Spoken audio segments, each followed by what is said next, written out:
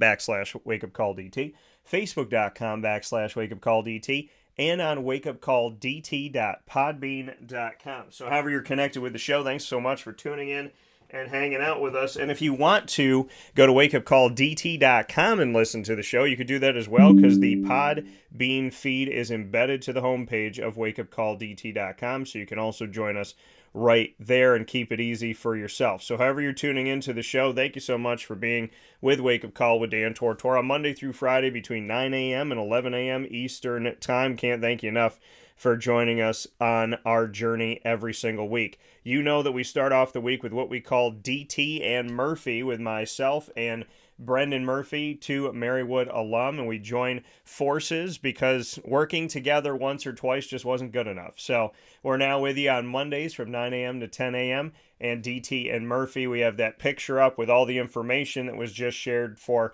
the first time in its updated version, and you can see that on all of our social media, Facebook at Wake Up Call DT, Twitter at Call DT, and Instagram at wakeupcall_DT. So Murph will be joining me in a second inside of monpazpopcorn.com's What's Poppin'. And then in hour number 2, around 10:15 a.m. Eastern Time, we will be joined by Bryan Yerton, who joined us in the panel discussion in Bobcat Buzz, where we got to know all of the head coaches and new campus director, Mary Hawkins. But this time around, it's going to be just one-on-one with Bryan Yerton, really learning about him, his connection to Bryant and Stratton College of Syracuse, and becoming the new eSports head coach at the beginning of this year. So a lot of great stuff coming up with Bryan Yerton in hour number 2 and an all-new exclusive Bobcat Buzz in our multimedia marketing partnership. So thanks for being with us every Monday through Friday, like I said, between 9 a.m. and 11 a.m. Eastern Time. And it's time to bring Murph on picture in picture. We just had Father's Day, so you could see that I am proudly wearing my dog dad shirt. And Lily is in the studio, and she's laying down and resting, behaving, because I have, like, genuinely the coolest dog ever. So very excited to be here with you and with Murph. So Murph, I guess we get it started off. Well, a couple different things. First and foremost, how are you? I am doing well. My absence was. I apologize for my absence last week. I had a pre-planned golf outing that I was playing in. Yeah. So that's on me. But doing well. Had a nice Father's Day with my dad yesterday, and got to relax a little bit. Got to sleep in for a change, which is nice. Yeah. But had a great day with my dad. So I would pose the same question to you. How are you doing? And how was your Father's Day? It was good, man. I had a great Father's Day. And my dad and I got to sleep in too a bit. And then we decided, I said to my dad, I was like, do you want to go out to Turning Stone? Because I was there last week and I was covering the International Boxing Hall of Fame weekend and the induction. And then I was also covering Friday Night Fights, which Showtime was there for. And I got to, experience all of that. But then I was like, I had so much fun. I would really like to bring my dad back out here and just kind of relax and have a good time. So I asked my pop, I said, you want to come out? He was like, yeah, absolutely. So I brought my dad out, and we got their buffet, which is incredible. 7 Kitchens. Thank you. Y'all are awesome. So we went to 7 Kitchens, and you eat way too much because, like, you starve yourself until you get there. And then we had a good brunch. Breakfast pizza was on point. What else? Meatballs were pretty good. French toast, the pancakes. What else did I get there? I love their salad. And I got the bao bun from the Asian-inspired area. That was some good stuff, too. Yeah, everything was awesome. So we did that, went to 7 Kitchens, and I spent about as much money at 7 Kitchens for my dad and I that I lost in the casino, which was good. And we played roulette. And for people that don't know, I was a charity roulette dealer 3 times in my life. I think they were all in Pennsylvania. And the crazy thing about it is, when I would go and I'd spin, when I'd send that ball rolling, I would, there was no anything to it. There was like a flip of the wrist and all that, but certain numbers would come up. My number would come up, numbers connected to my family would come up, and 00 would come up a lot. So, I go and play on this thing, and this one actually looked like there was only one roulette table open of like the 5 that they had. And so my dad and I was watching. My dad played for a while, and then I jumped on, and people had left. And at one point, it was just my dad and I, which is great. And we're playing, and I'm looking at the numbers, and I'm going, okay, there's a rhyme or reason to this table today, at least. And I think I won back some of my money one time, and that was pretty much it. So I don't know what happened, but it was good and it was fun. And then I like to go play the slots, but I play the digital slots. And because what I like about them is they have the bonus games. So, if you get something on there, you get to play the bonus. So I play the digital slots so I could play those bonus round games. And I sat down and I was like, oh, this one is kind of teal looking. And I love the Jaguars. And I always look for one that kind of speaks to me. So I played the Jurassic Park one, Jurassic World, because blue was on it, and I love blue, and I won on that one. And I played the Anchorman one before, and I won with that. And I just remember, Scotch coming like toward my screen and stuff. So I played those, and those were good. And so I said, okay, you know what? I'm going to sit down with this teal one because I couldn't find any other ones. And as I sit down, no joke, what's the name of it? Treasure of the Jaguar. And I was like, all right, I got this. I'm a Jags fan. I'm going to be all right. So I put in $20 and I won my money back, got to 2015. But then I ended up spending that one. So then I played it again and I put another $20 in and I got to 25.45 and I cashed out. So I didn't. That's what you got to do. Right. So I didn't make, and that's what I typically do. If I make my money back past a certain point, then I just take it and run. So I didn't make all of my money back, but I made some of my money back, and I left on a victory. Just like when I leave a basketball court, I always have to leave on a made shot. So essentially, I left on a made shot at the casino. Just like you got to leave the cage on a good swing. Just like you got to, head to the first tee after a good swing. Yeah. So that's what I did, and now so it was fun, and then we like kind of just walked around and saw the grounds a little bit, and then we ended up leaving, taking the long way home, and then we stopped at a club. Whatchamacallit? A club. Yeah, we stopped at a club. Yeah.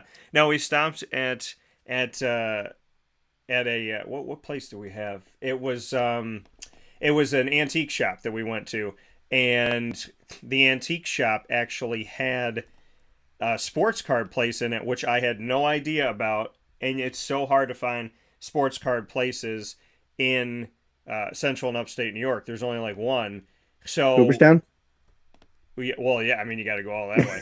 So how far are you from Cooperstown? Over an hour. So yeah, not too. I mean, I think it's like maybe it's almost. I wasn't 2 hours. sure how far it was. Yeah. So we went into this place. My dad's like, oh, do you want to go into an antique shop? Because my dad and I love going into antique places. And believe it or not, I find like comic books and stuff in those places. So, and sports cards. So I walk in, and the first room is all sports cards. It's literally like right by where my grandmother was her whole life, most of her life. And so like she used to take me to the card shop all the time. If she was alive today, we could have walked to this place. And oh wow. And the guy's like, oh yeah, we got stuff like on the wall, and you could just check out the teams if you want to go team by team. So this is where I tell people, you can say God exists, or you can say I'm not sure. Whatever you feel like saying, it's your prerogative. But let me be real about something. What are the odds that I go to this place right down the road from where my grandmother was, where I grew up, and one of the pastimes was her taking me to sports card places, usually by saying to me after we went and buying me something, touching my shoulder and going, don't tell your mother I brought you. And then, and then I walk in there and I go to the wall. They have the Jaguars. So he's like, we have like $1 to $20 in all these boxes, team-wise. They had the Arizona Diamondbacks, the Jacksonville Jaguars, and the Toronto Raptors. What are the chances? Because my teams are all over the world, and in the case of Toronto. So yeah, so I found Toronto Raptors stuff, Jaguars stuff, and I found Diamondback stuff, and they had all types of Trevor Lawrence things, and so yeah, I had myself a heyday, and then we went home and we watched the U.S. Open. So There you go. I know it's long-winded, but my dad and I had a nice we had a nice time. We had a good day together. The only way that I could describe it is God save the Queen, and but we definitely had some fun, and I actually have some show and tell later on in the show. I'll show Ooh, I like that. the cards up. So I got some good cards. Also, I I asked got a few more stuff I've gotten in the last week, 2 weeks or so I can show off some of that new stuff. I asked I'm him getting too. myself prepared for the show that I'm going to be at Okay. July 9th in Allentown. It's called the Sports Factory, of the Lehigh Valley. So I'm going to be getting a table at a show there. So I'm building up an inventory right now. So anybody in the Lehigh Valley area, come out and check it out. Yeah, no, and you and I talked about it too that we definitely want to do something together We will. because We yeah, 100% will. yeah, because I got some good stuff, and I also talked to this place and I was like, hey, does the owner buy back? And they're like, yeah. So call them up and show them what you got. So I got some stuff I might try to keep local, but I got plenty of things. So we Yep. will have a good time with that, and a lot of great stuff to come up from all of that. So with that being said, my Father's Day ended with the U.S. Open, and we're going to begin DT and Murphy with the U.S. Open. Your thoughts on my dad goes during during the Open, he looks at me and he goes, "Who names their kid after a hotel?" And so Wyndham Clark, man, if you didn't know who he was, now you know. Fowler, Yep. McElroy, people were Scheffler rooting for certain guys here, and here comes Wyndham Clark. Just I don't know if he could really hit a bad shot. I mean, he was just doing what he needed to do. Now, granted, Fowler and helped him out sometimes, and McElroy had a tough putt down the stretch as well. But yeah, I mean, I guess we'll start with the guy named after a hotel, in the words of my Yeah. father.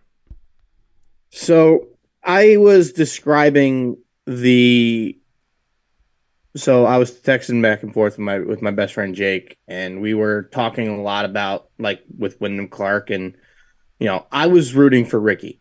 That's who I wanted to win from the beginning of the day. Yeah. It became pretty evident after the first 6 or 7 holes that he wasn't winning. So then I started rooting for Rory. Nothing against Wyndham Clark, but to be honest with you, I had no idea who Wyndham Clark was Yeah. prior to Saturday. Yeah. Played decent the first 2 days. I think he shot 64 in round one. But then he shot 60, 67, 69 in rounds 2 and 3, and he puts himself in position to win. I'm looking at the leaderboard. I'm like, who the heck is this guy? And it always happens at every major. There's always this one random guy that you've never heard of or is, a name on tour that you wouldn't expect to win the U.S. Open. And usually they falter under the pressure, which, again, I feel bad saying this. I kind of hoped he did. But he didn't. Yeah. He played cocky all week. He put himself in a position to win. Now, the rest of the field pretty much handed it to him on a silver platter. They basically said, if you want it, it's yours. Yeah. Rory couldn't make a putt. I think he hit one putt all day. Ricky could not get off the tee, and his ball striking was terrible all day. Scotty was too little too late. He was too far back to begin with. Yeah. Cam Smith made a charge at the end, but again, too little too late. Tommy Fleetwood played the round of the day, shot 63 from the morning wave, and hosted the low round in the clubhouse at 5 under for a long time. Tom Kim couldn't get anything going. Xander Schauffele ended up making, I think, a triple on which hole was that? On number 10. I think he 3-putted from like 7 feet. Something crazy like that. But there was really nobody else that was in contention. It was basically, we knew it was going to come down to Rory, Scheffler, Clark, and Ricky. And Wyndham Clark came out and persevered. Like I said, Rory didn't exactly do anything to, help his cause. He was basically banking on Wyndham Clark not playing well.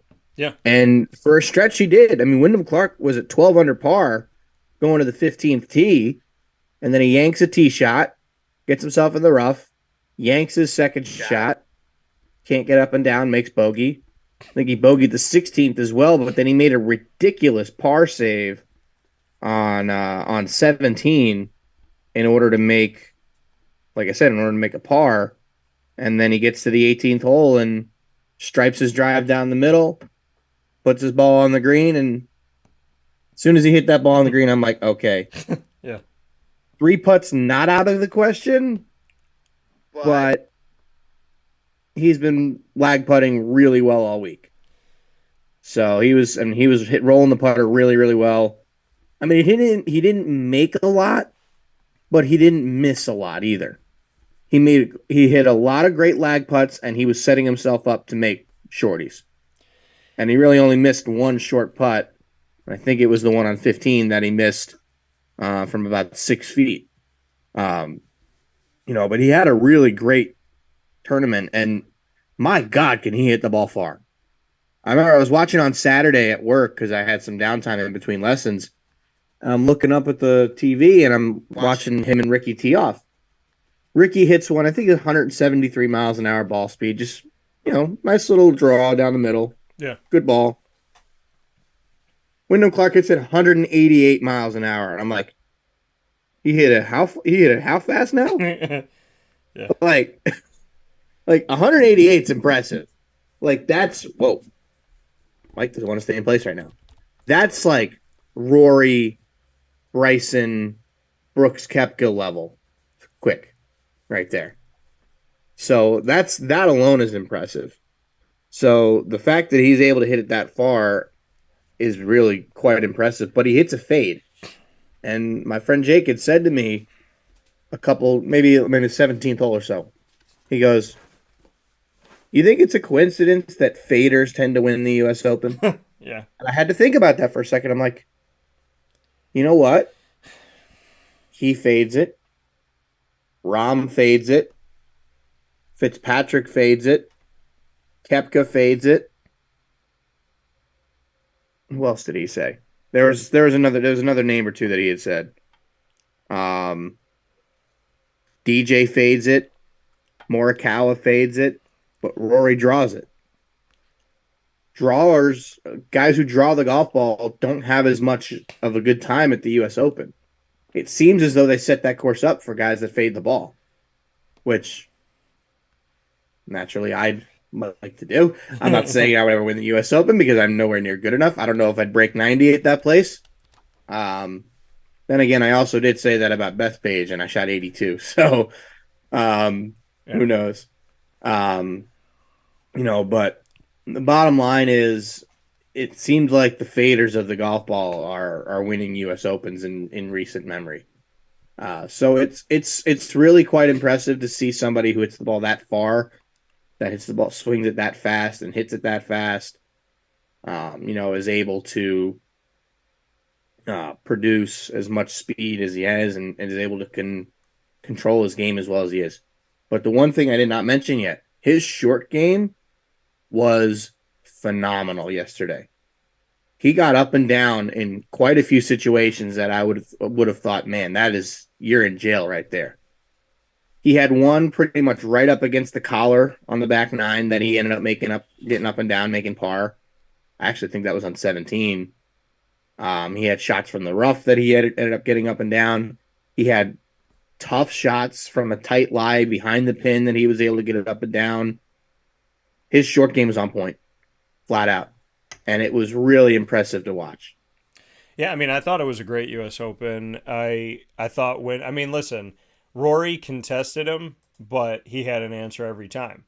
Now, Scheffler ends up finishing third with Smith behind him, then Fleetwood, then Fowler. I mean, he just tanked. He just started to fall down the line. He had a bad day. John Rahm, I mean, looking where he was, I mean, he fell as well. I mean, he was tied for 10th with Dustin Johnson, who fell down the line here. Koepka tied for 17th. So looking at, some of these names that just went way down the list, Garcia was tied for 27th in this. So there's a lot of those names that people look out for, and a bunch of those names had fallen out of the top 10. But at the end of the day, I mean, Rory McIlroy, he made just enough mistakes to keep Clark where Clark was, because Clark was not going to make a lot of mistakes. He wasn't going to have a lot of gaps, like you said. He hits the heck out of the ball. His long game and short game were on point. So where Rory did well, he didn't have enough to catch up because he couldn't. The way Clark was playing, Rory had to have almost a perfect final day down the stretch, and he didn't. Yeah. And the bottom line is Rory didn't make a putt. Yeah. He didn't help himself out at all. The longest putt he made all day was, I think, 7.5 feet. If you're a tour pro, that's not winning anything. Yeah. This is the same thing that happened to him at St. Andrews last year. He hit 18 greens in regulation and had 36 putts. See, this is where the U.S. Open should be captain and crew, and they should call me, because I'm the putter. I'm the closer. So that's, you get me there, and all those pinwheels and alligator mouths that I dealt with as a kid, I'm good at putting that ball. But yeah, it was funny because I did a tournament last year, and I got up, and I had not golfed in like 15 years, and I got up to it. I'm looking at my clubs right now. And I just looked, and I was like, I looked up at God, and I said, I'm not saying do anything crazy. Just please help me to be respectable. Like, I don't want to embarrass my team. I don't want to make this take all day for us. Like, just help me to be, just respectable. And I line up, and I'm not even thinking, which is how you're supposed to play. And I just swing, and I knock the ball, and it goes flying. And they go, wow, good shot. They go, that was straight. I dropped my club, and I looked at my team, and I went, I retire. It's like, I'm out. I'll meet you guys at the clubhouse, and we'll be having some drinks. It's See you at the 19th hole. Yeah. So I mean, I definitely, but I can say that when I was at the Marywood Golf Tournament, I led us to a birdie. And so, I mean, obviously it was a whole team effort, but I was the one that made the putt on the birdie and then aided us to 3 other pars. And so to me, like that was awesome, especially the birdie. And I took pictures of me, like where the hole was and where my ball was. And then I think one of the putts too, like it was not like so getting us to the green was pretty cool. So that's a claim to fame. And then I'll be at the Lemoyne Golf Tournament with my dad July 17th. We were there last year with Pat and Mike, who have worked with my dad for so many years. And we had a pretty good day there as well. But there's some type of good feeling about being there on the tee and just whacking that ball and getting a good shot and then just dropping your club and being like, I'm out.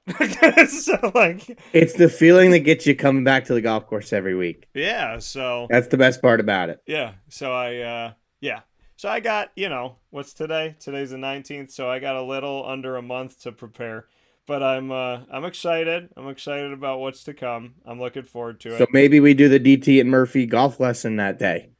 Yeah, listen, or a couple days beforehand. We'll see. I think we got to do something. What I don't want is filming you going, wow, your feet are totally off. Your shoulders are off. Why are you swinging like that? This is my thought, and I have no issues announcing this, saying this live, because literally this is something that we've talked about before. Yeah. Literally just walking you through a lesson. Yeah. Like taking a 45-minute to an hour golf lesson, cutting it down to half an hour or something like that, or we could just literally record the whole thing and play the whole thing. Yeah. It's completely up to you, however you want to do it, but I think it would be good, A, to get your swing in shape, and B, it'd be fun. I think it'd be something that people would enjoy seeing, because obviously that's what I do for a living. I teach people how to play good golf for a living, and you being somebody that plays on occasion, and something. Then we're already working together, so I think that'd be something that'd be fun. And I think I don't know about you guys, I think it'd be something that would be fun to watch. Because I've seen videos of DT trying to swing a golf club, and it's entertaining, to say the least. What videos? What videos were me swinging a golf club? Was it at the I Maryland have my thing? sources. You have your sources? What, Enrico? So, I am not at liberty to discuss. I'm going to kill him. Enrico, what? Oh, I love you, brother. I do. Mm. But listen, I'm game to do it because I also believe in my comedy. And I believe that I will be making people laugh the whole time. They'd be like, "Where'd the ball go?" I have no I think idea. so too. I'd be like, "I have no idea," but the T's over there. So like, we'll use my launch monitor too. I'll make sure I screen record everything so that we can also edit that into it as well.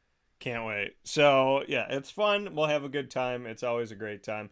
And yeah, we're definitely the comedy will be there. Which if for nothing else, folks, we can all laugh together as we do on everything that I do out there. At least Mm-hmm. try to. So in most cases. So yes, DT and Murphy, we may have to do that. I'm game for it. So I would say yeah, bring it on. Why not? Let's have some fun and let's have some laughter. The LIV and PGA. You and I a couple weeks. It's funny. A couple weeks ago, we were discussing, how do these, we actually for a bunch of weeks, how do they live together? The PGA doing what they did to their members, punishing them if they're in the LIV, and you can't play in my sandbox type of thing. So what should we do about it? You and I were discussing like where was this going to go, and we were talking Mm-hmm. about all these things, and then ironically, the week that you're off, they say we're going to merge. And I Yep. think that they owe some of us, I think they owe you and I a little bit of money for this. So, because of our conversation that we've been having. So, what's your take on the fact that this is happening? By the way, a perfect rendition of it in a I call them GIFs. You can call them GIFs. I don't care. So, but in the GIF side of things, my buddy Isaac sent me one where from Dave Chappelle, but he had it, and so it's when Chappelle was pretending to be the president of the United States in a skit, and they were asking him if he was going after oil in the Middle East, and so it just kind of fit perfectly, and they said LIV PGA meeting, and Chappelle goes oil. She talk about oil. He's like, "What? You cooking?" And then he looks around. He's like, "Oil? What about?" And then he knocks the water over. He's like, "Come on, y'all!" And he runs out of the room. So I want to get your thoughts on the LIV and PGA merging. Not even a year's time, and PGA said, "Well, we're not going to fight against them anymore." So, what are your thoughts? Yeah, you're right. It was just under a year from the first live event in London last year. I'm still surprised. Well, let me rephrase that. It's not that I was surprised. I was. It definitely caught us off guard at the time. Now, I think I had mentioned after Kepka won the PGA that this was probably coming at some point. It was only a matter of time. And I was actually chatting with some of my students about it the day it happened, and most of them were like, "Yeah, I mean, after Kepka won, you knew it was only a matter of time." Yeah, Because realistically, it was a live guy that won a major, yeah, and it's one of the 4 golf tournaments they're even allowed to play in. So now, just looking at it and looking back at it, I keep thinking to myself, what's going to come of this? yeah. And we still really don't know. No, There's a lot of details that they have not worked out yet.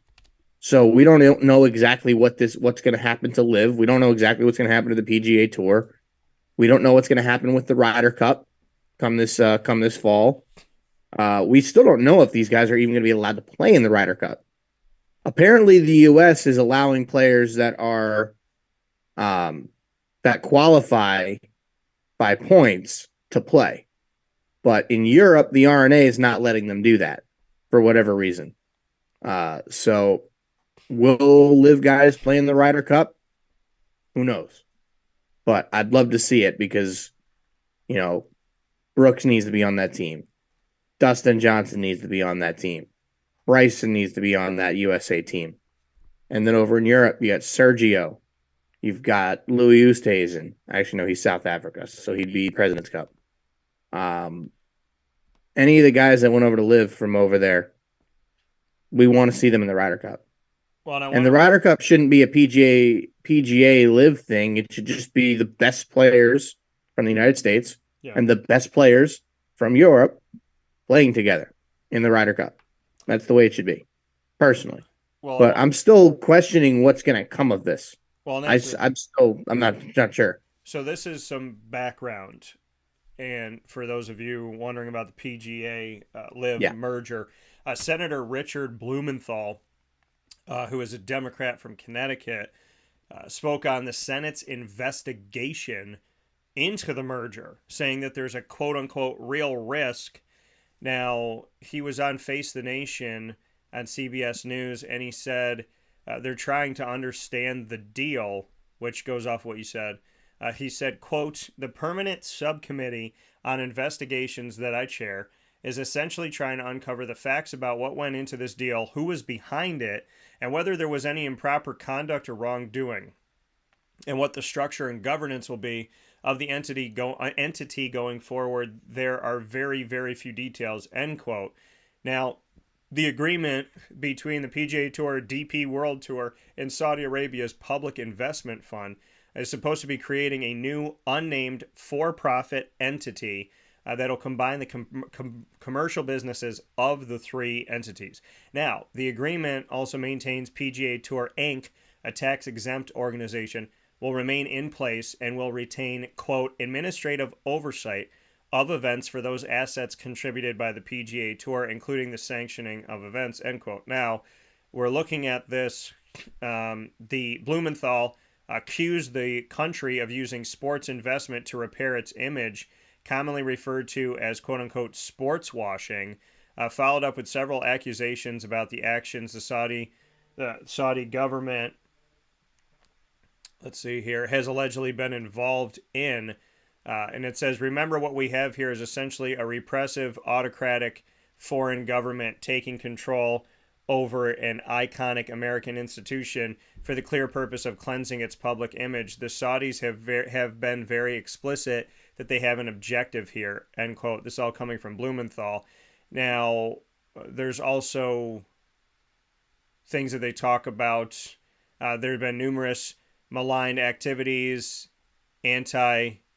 antithetical to American interests and values, as well as other journalists, torturing and imprisoning dissidents and critics, and supporting anti-democratic activities, even terrorist activities like 9/11, as well as the internal war in Yemen. So there's a risk to American interests in the Saudis taking over this American institution, is what Blumenthal had gone on to say in a quote. And several groups, including 9/11 victim groups, have long believed the Saudi Arabian government had a larger role than they had previously claimed in the terrorist attacks. Saudi Arabian government has maintained that any connections to the hijackers are purely coincidental. Blumenthal said that subpoenas are on the table, and I said that the PGA and Live deal has factors involving national security. "I think there are national security implications to this deal," he said. "Anytime there's foreign influence by a repressive regime over a Central American institution, there's a security risk.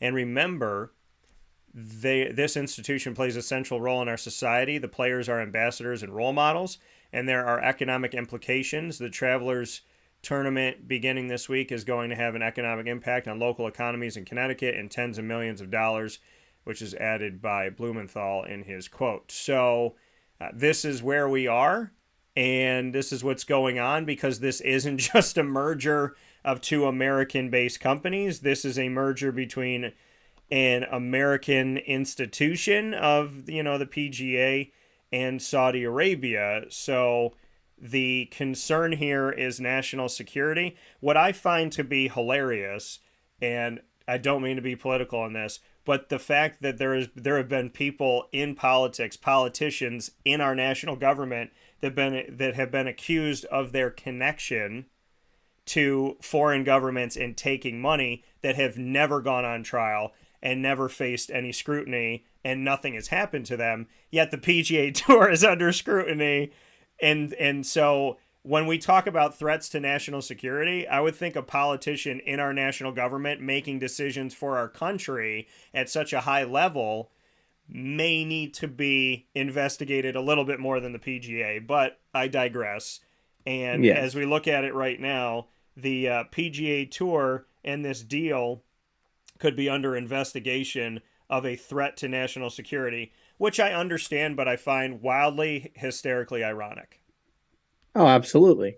Absolutely. And like you said, no, not trying to get political here at all, but that was why I kind of did the Yeah. just leave it at that. That's a conversation for another day in a different setting. God save the Queen. So look, we're so, but I mean, it does. It's in a purely sports side of things. The LIV was offering more money, and Absolutely. the PGA was punishing and saying, well, if you go there, then you can't come back here. You can be in some of our events, but you don't have membership. So there was this like PGA telling them to choose. There's the LIV offering them more money. There's the opportunity to make these teams, which is kind of cool. And then, like you said, you have somebody coming from LIV going into the PGA and winning. And when that happens, now things start to get a little dicey of okay, if these LIV golfers are going to be winning the very few PGA events that they can play in, then how is the PGA going to save face if the best players at your events are from the LIV and you're punishing them? So I understand the merger, but again, I mean, has sports ever gone through this? Now, there have been international people that have bought teams. We see with the NBA a lot now that there is international connections, right? I mean, the Toronto Raptors head coach, new head coach, 10th head coach in their history is from Serbia. And granted, he's been in the States for a while coaching as an assistant in the NBA. But we've seen this, right? We've seen international influx over the years in baseball. We've seen international influx in basketball in the NBA. We have seen people come in internationally to the States and buy teams or get a portion and different things that have happened here. So it's not that there hasn't been this happening already, but it's in a merger sense. If the PGA is America and the LIV is Saudi Arabia, any deal, small or large, between America and a country that has allegedly supported terrorism against the country that's looking to do a deal with them, this is a very weird instance, Brendan, and it goes beyond sports of how do you make a sports deal between countries that haven't always seen eye to eye, and one country may or may not have maliciously attacked another country. Oh yeah, absolutely.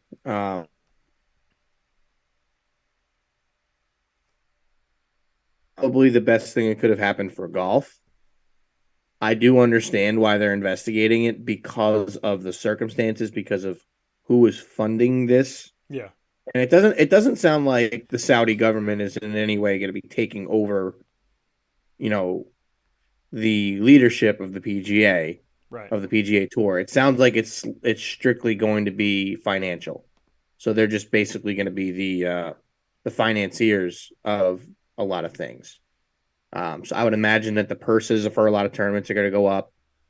I would imagine that there's going to be some way for the players to make more money outside of the game. Um, you know, going around the world. I would imagine that the DP World Tour is going to be an actual big loser in this situation because I think a lot of people are going to stop watching the DP World Tour. I don't think these guys are going to go over and play much in Europe anymore.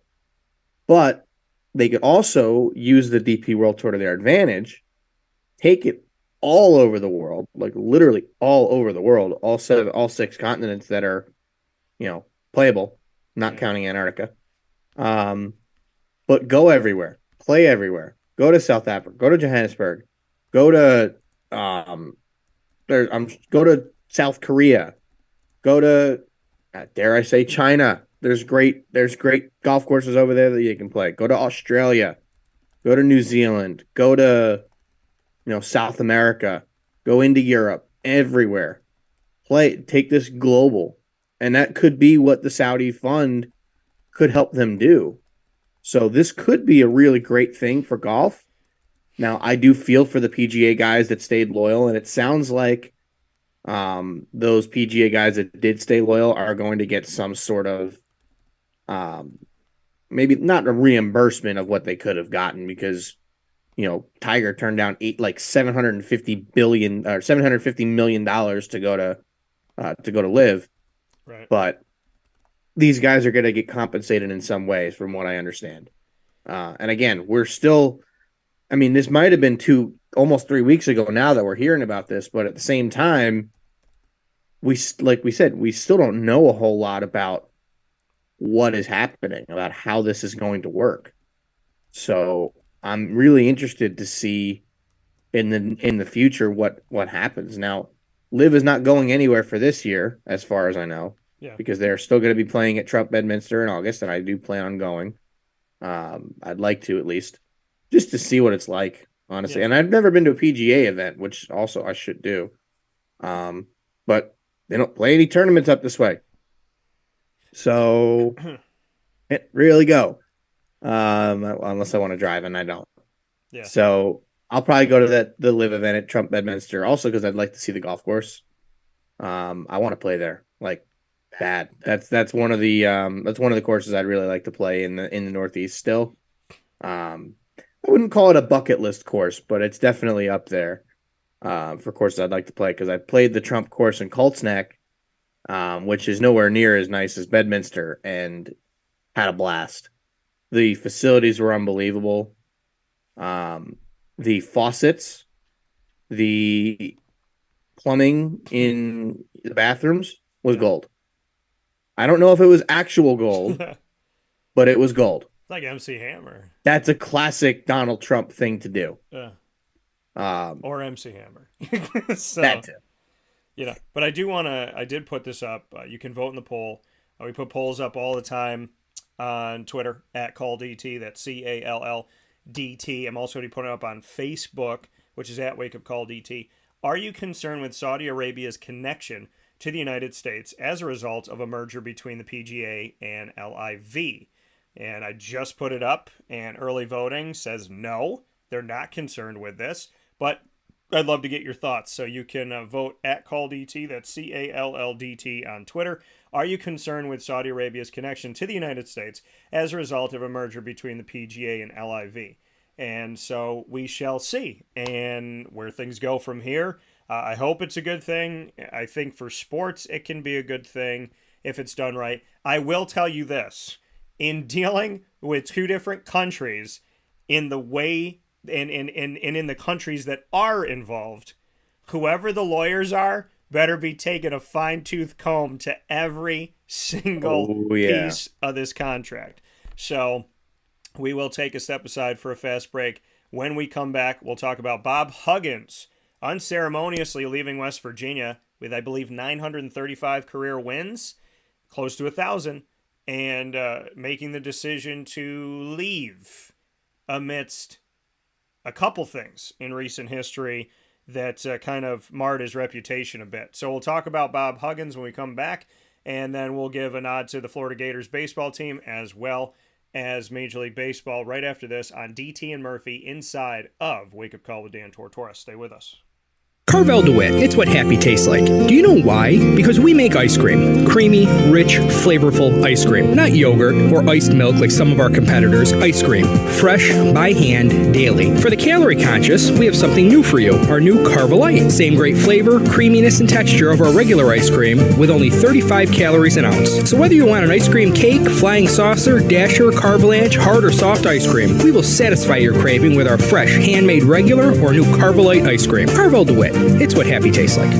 This is Jimmer Sikowski, owner-operator of Chick-fil-A Cicero, 7916 Brewerton Road in Cicero, right in front of the Home Depot.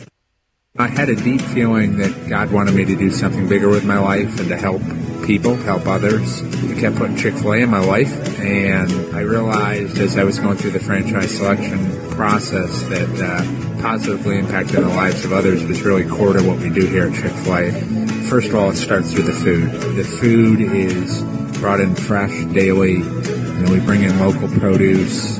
we prepare to order in the kitchen. We hand bread our chicken. We hand spin our milkshakes. It's great food. It doesn't taste like fast food.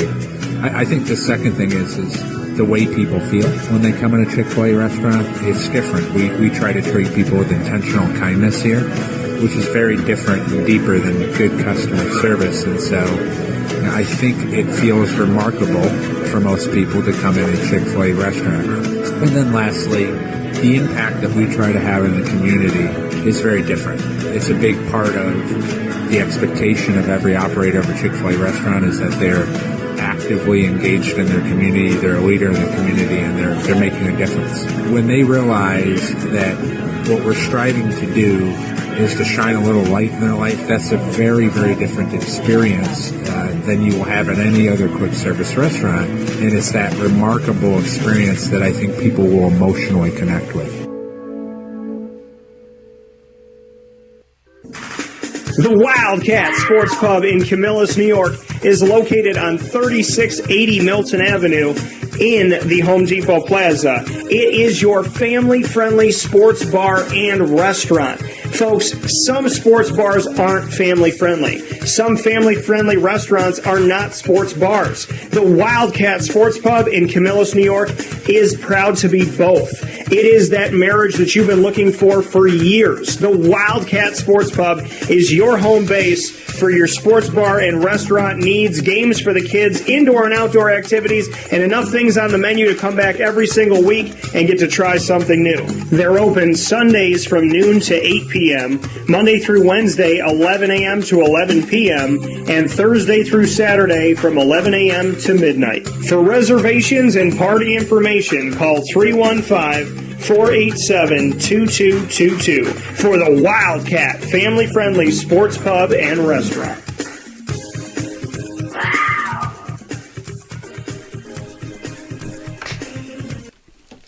Welcome back here to Wake Up Call with Dan Tortora, here where sports meets life. We're inside of DT and Murphy on Wake Up Call with Dan Tortora, and plenty to get into in these next few minutes. Bob Huggins is the topic of conversation, but not because he's one of the coaches that's been around for 100 million years.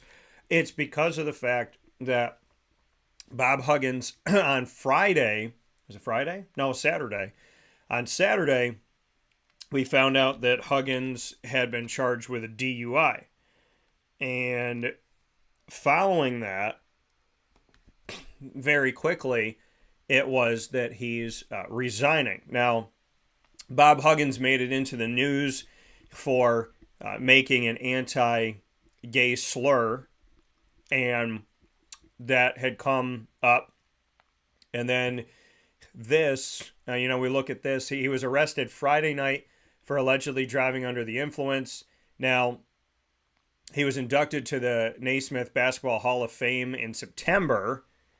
Now, he said that he released a statement saying, quote, "Recent actions do not represent the values of the university or the leadership expected in this role. I've let all of you and myself down," end quote. So he's been a Division I head coach since before I was alive, 1984. I was born in 85.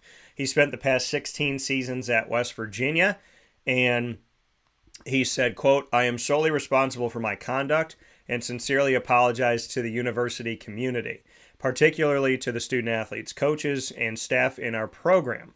I must do better, and I plan to spend the next few months focused on my health and my family so that I could be the person they deserve," end quotes. Now, this is just sad. And police in Pittsburgh arrested him. This is ironic, too, because West Virginia and Pittsburgh have a little bit of a rivalry that dates back to the old Big East. So the irony of the fact that he was in Pittsburgh at this time. So he was arrested in Pittsburgh after police observed a black SUV blocking traffic before 8:30 p.m. on Friday. The vehicle had a, quote, "flat and shredded tire, and the driver's side door was open." Now, police said they advised Huggins to move the vehicle off the road, and after they observed him having trouble maneuvering the SUV, they pulled him over. The officers, who said they believed Huggins was intoxicated, questioned him, requested that he performed a field sobriety test, which he failed. Now, A breath test, according to the police report, determined Huggins' blood alcohol content was 0.21%, more than twice the legal limit of 0.08% in Pennsylvania. A blood sample was also taken from Huggins at a hospital prior to his release. This wasn't the first DUI arrest for Huggins. He was convicted of drunk driving back in 2004, pleaded no contest when he was the head coach at Cincinnati. And the irony is his 16 years with the Bobcats ended in the aftermath of his drunk driving arrest. Then he spends 16 years in West Virginia, and that career ends after drunk driving. So look at that. 16 years in Cincinnati, ends with a drunk driving arrest. 16 years West Virginia, ends with a drunk driving arrest. And so, you talk about having to make a change or you're doomed to repeat the same things. So now West Virginia's athletic department spoke about this and had made this statement saying, quote, "We support his decision so that he can focus on his health and family. On behalf of West Virginia University, we share our appreciation for his service to our university, our community, and our state," end quote. So nobody's been named. Now he's the third winningest coach all time in Division I with 935 wins, behind Mike Krzyzewski of Duke and Jim Boeheim of Syracuse, who have retired. So just sad to see this, and really sad because, Bob Huggins was in the news, like I said, for the anti-gay slur very recently here. And so in the news for all the wrong reasons, and now with the DUI in the news for all the wrong reasons. But the craziness here in Pittsburgh, who I said has been a rival of West Virginia, and then another rival historically of West Virginia, Syracuse, has one of their players, Jesse Edwards, who was on the show and did an exclusive here on Wake Up Call. He decided to go into the transfer portal and leave Syracuse for West Virginia. So now he's in West Virginia and they don't have a coach. So it's just weird how all these kind of outside rings of this are happening. But obviously, more than anything, I pray that hopefully everybody gets the help that they need, including Bob Huggins. And it's just a weird story, Brendan, but how crazy is that? 16 years Cincinnati ends with drunk driving. 16 years West Virginia ends amidst a DUI arrest. So, DUI issue, I'll call it. So, kind of interesting there how things mirror each other at Cincinnati and West Virginia. Yeah, that is kind of a scary coincidence. But he was a legend in coaching. Like you said, the third winningest coach in Division I history. Yeah, and it's sad to see it end like this. West Virginia has always been a well looked after basketball program, and not to the pedigree of Duke and Syracuse with Coach K and Coach Boeheim in those years. Yeah. But they're always. It feels like they're in a tournament every year. They're making some noise. They're usually a middle of the road 3, 4, 5 seed, and they're usually winning a couple of games. Did they win a national championship with him, or did he win a national championship at all in his career? Yeah, it's a funny question because in my brain, I'm always like, I think he did. But when we look at this, he had no national titles. He went to the Final Four in 1992 with Cincinnati and in 2010 with West Virginia, but he has never won a national championship. Okay. Yeah, I wasn't quite sure about that either. Yeah, you would think that he did with all the years he's been around and the level of competition that West Virginia's brought to the table, but no. So, yeah, it's a very weird scenario for everybody involved because he is not just a coach, he's one of the only kind of old regime elder statesmen of college basketball Division I for men. You're talking Bob Huggins, who has now resigned. You're talking Jim Boeheim at Syracuse, who retired. Coach K at Duke, who retired. Roy Williams at North Carolina, who retired. Jay Wright at Villanova, who retired. They're all gone. Rick, well, I shouldn't say they're all gone. Most of them are gone. Rick Pitino's now at St. John's. He'll coach until he's 100 years old. But, I hope he does well there. I really do. I think he will. I really do.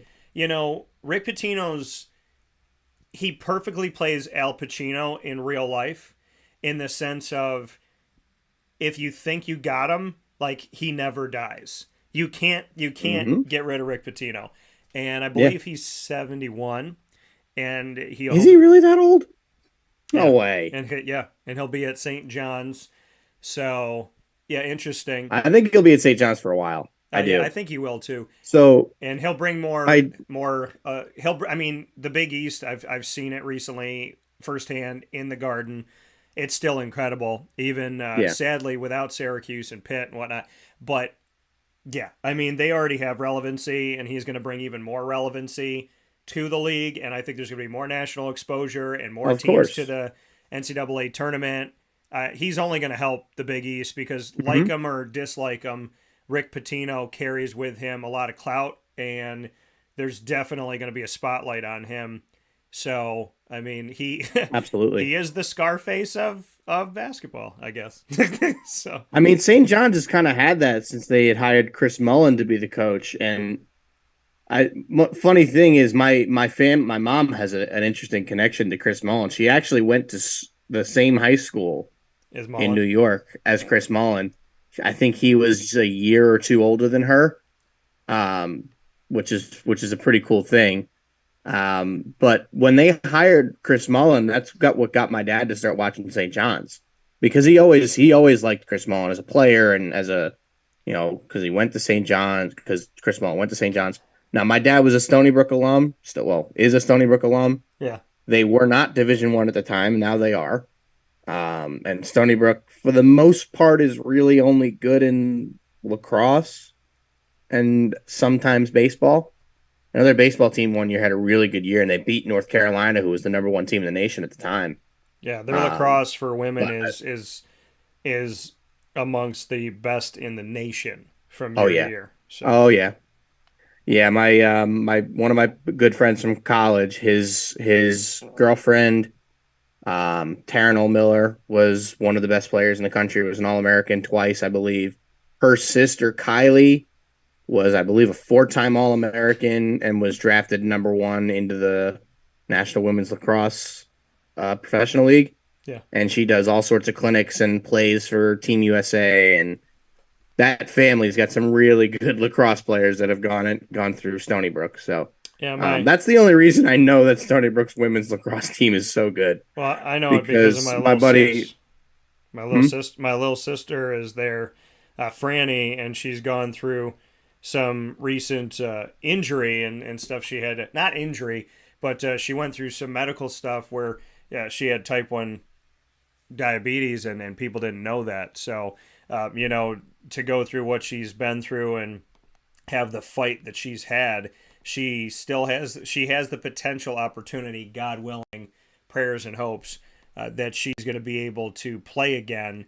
And literally, Stony Brook went after her 2 years ahead of time, and she's considered one of the best to ever come out of Central New York. And God willing, my little sister will be able to play at Stony Brook and show the world what she's been showing all of us for a really long time. Yeah. And it's a great program down there. I mean, so when Stony Brook was in the NCAAs, so I think Taryn tore ACL twice. So this was in between tears. So when, I guess it was her senior year before she went back for the 5th year, after COVID, she and that team were in the NCAA tournament, and my buddy was watching the game, and I happened to be over at the house, so I sat down and watched the game with him. Now, I know nothing about lacrosse. Yeah. Literally nothing.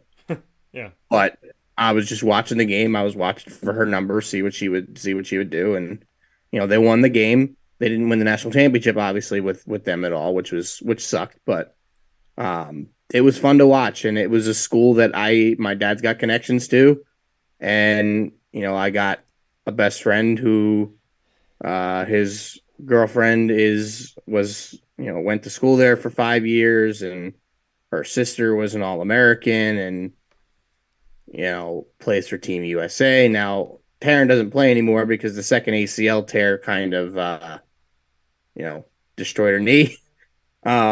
so she doesn't really play much anymore. But I know I think she had wanted to do some coaching, and I think she's doing physical therapy, I think is what she'd went to school for. I could be wrong. Anthony, if you're watching, feel free to correct me on this. But I know she really loved it there. I mean, I got to become pretty good friends with her whenever she would come up and visit Anthony, and we'd hang out and everything. So it was cool to see at that time somebody close to one of my best friends going to a school and succeeding that I had some connections to, which is pretty cool. Yeah. Yeah, and I always tell Franny, in my world, to be a broadcaster and to have played sports growing up, but basketball predominantly, to hear her name, to hear Tortora, to hear our name, and see all the success she had is really surreal, and it's awesome, and I love her to pieces, and I want to see her excel, and I want to see her get the opportunity that she fought so hard for. So I'm hoping by the grace of God that she'll get this opportunity to go out and do what she had always planned to do. And no matter what, I mean, she's a strong kid. She's an amazing person, and I just look forward to seeing what she's going to do next. So with that being said, before we jump out of here, we did get a very important question, and I answered it already in the feed. If we had to choose between a bomb pop or a creamsicle, what would you choose, Brendan? I said creamsicle. I didn't even have to think about it. You want to know something crazy? You're going to pick the bomb pop. I'm not going to pick either one. Wow. I'm not going to pick either one. Brendan says, screw your choices. Well, keep in mind, anybody that knows me knows I am an incredibly picky eater, which means I don't eat either one of those things. Yeah. I will live and die with soft serve vanilla ice cream. I will live and die with that. Okay. Always. All right. But it has to be from Gables, and that is a Northeast Pennsylvania establishment that's been around since I was a kid. We always used to go there after baseball games and get ice cream. They had like a playground and stuff. But it has to be from there. They are without question, my favorite soft serve ice cream anywhere that I've ever had. Well, I'm going to tell you right now, and we're going to be real about this. You will try the DT Dolphin, which is my Sunday, at Carvel. You have to at least attempt to try it. So there is no better flavor than Carvel, in my opinion. So what do you say? They are B-League frozen treat choices. That is quite picky, is what he said. But listen, I mean, I love the creamsicle. Creamsicle is fantastic. And when you make like the strawberry creamsicle, it's like, now you're just reading my mind. So, I mean, I think the creamsicle flavor in and of itself, I like, I drink like the orange creamsicle. If they do that like as a soda, I used to drink that. I don't really drink soda anymore, but in the past I would.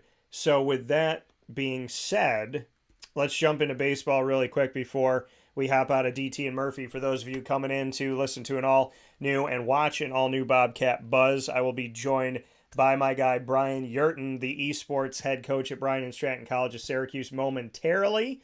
And before that happens, though, I do want to hop into baseball with Murph. So Murph, give your love to the Gators, and feel free to any thoughts, any quick thoughts that you have, quick hitters on Major League Baseball. Yeah, so I had said before we went live that I wanted to talk briefly a little bit about Florida baseball, and they basically have won, I believe it's now 7 in a row, after losing in the regionals at home to Texas Tech. They went and beat UConn, won 2 games against Texas Tech, and then swept the Super Regional against South Carolina. They beat, oh God, why am I losing my train? Oh, okay, yeah. They beat Virginia in a thriller on Friday night. They were up 1-0 in the 6th. This is the first time, I think it was only the 3rd time all year that Virginia had been shut out through 6 innings. Virginia scores 4 in the 7th. Florida gets 1 back. They got another back in the 8th, and then Virginia takes a 5-3 lead going into the bottom of the 9th.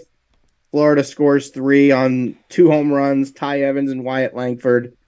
And then they won on a sacrifice fly to win that game, which was huge because you do not want to start the College World Series with a loss because then your backs are against the wall and you can't afford to lose again. Yeah. So now, yesterday, as the U.S. Open was happening, I'm watching Florida and Oral Roberts.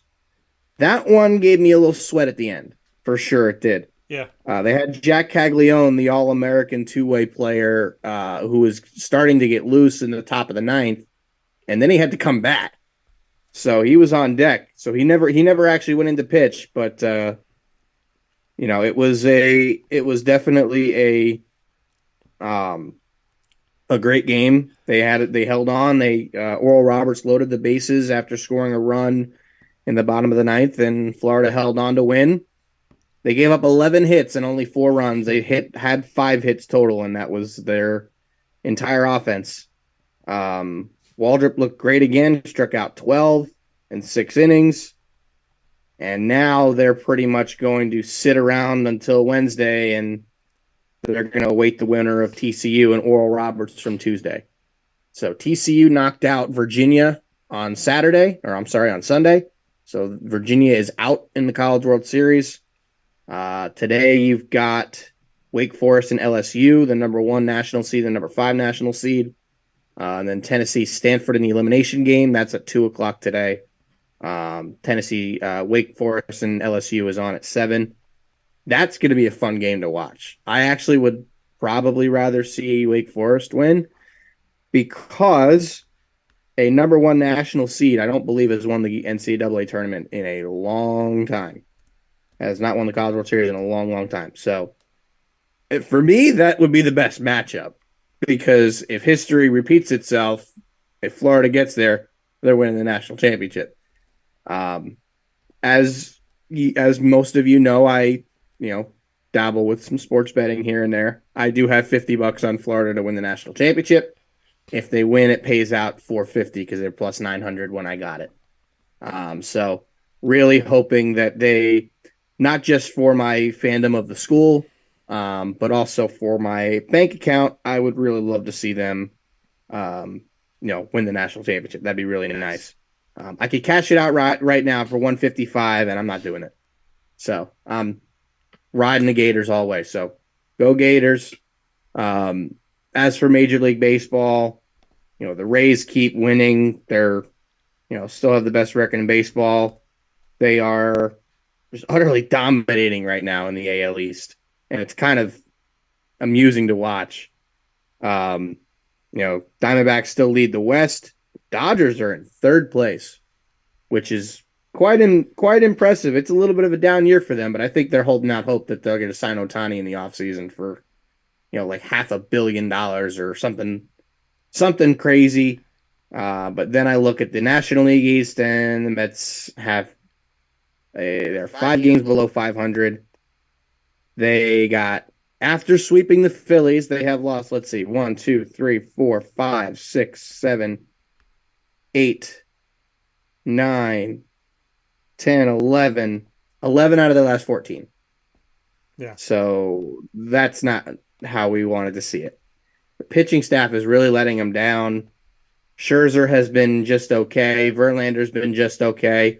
Carrasco hasn't looked good. McGill's been Quintana's been hurt all year, so he hasn't pitched at all. David Peterson was so bad he got sent down to AAA. So we're kind of in a little bit of a rut right now, and unfortunately, I'm not really sure if they're going to get out of it. So I am seriously starting to question what their plan is for this season. Francisco Alvarez has hit well. Brett Beatty has cooled off a bit, and they just sent Mark Vientos back to AAA. Yeah. So Pete Alonso's back and healthy after the wrist injury, after getting hit by a pitch. And, who knows? I don't really have much to say about them right now because they just keep losing, and it's not fun to watch a team that's losing all the time. Well, I do want to make a note that as of last week, there was only 5 teams that had hit at least 40 wins, 5 out of 30 MLB franchises, which is a 6th of the league. And of those 5 teams, one of them was named my Arizona Diamondbacks. And Yes, sir. no team from the Central divisions on each side had done it. It was the Braves from the NL East, the Diamondbacks from the NL West, and then we had from the AL West, we had the Texas Rangers, and from the AL East, the Baltimore Orioles and the Tampa Bay Rays, who still, like Brendan said, have the best record in baseball. I want to show these really quick. I promised my show and tell. So I have my Trevor Lawrence rookie card from Clemson.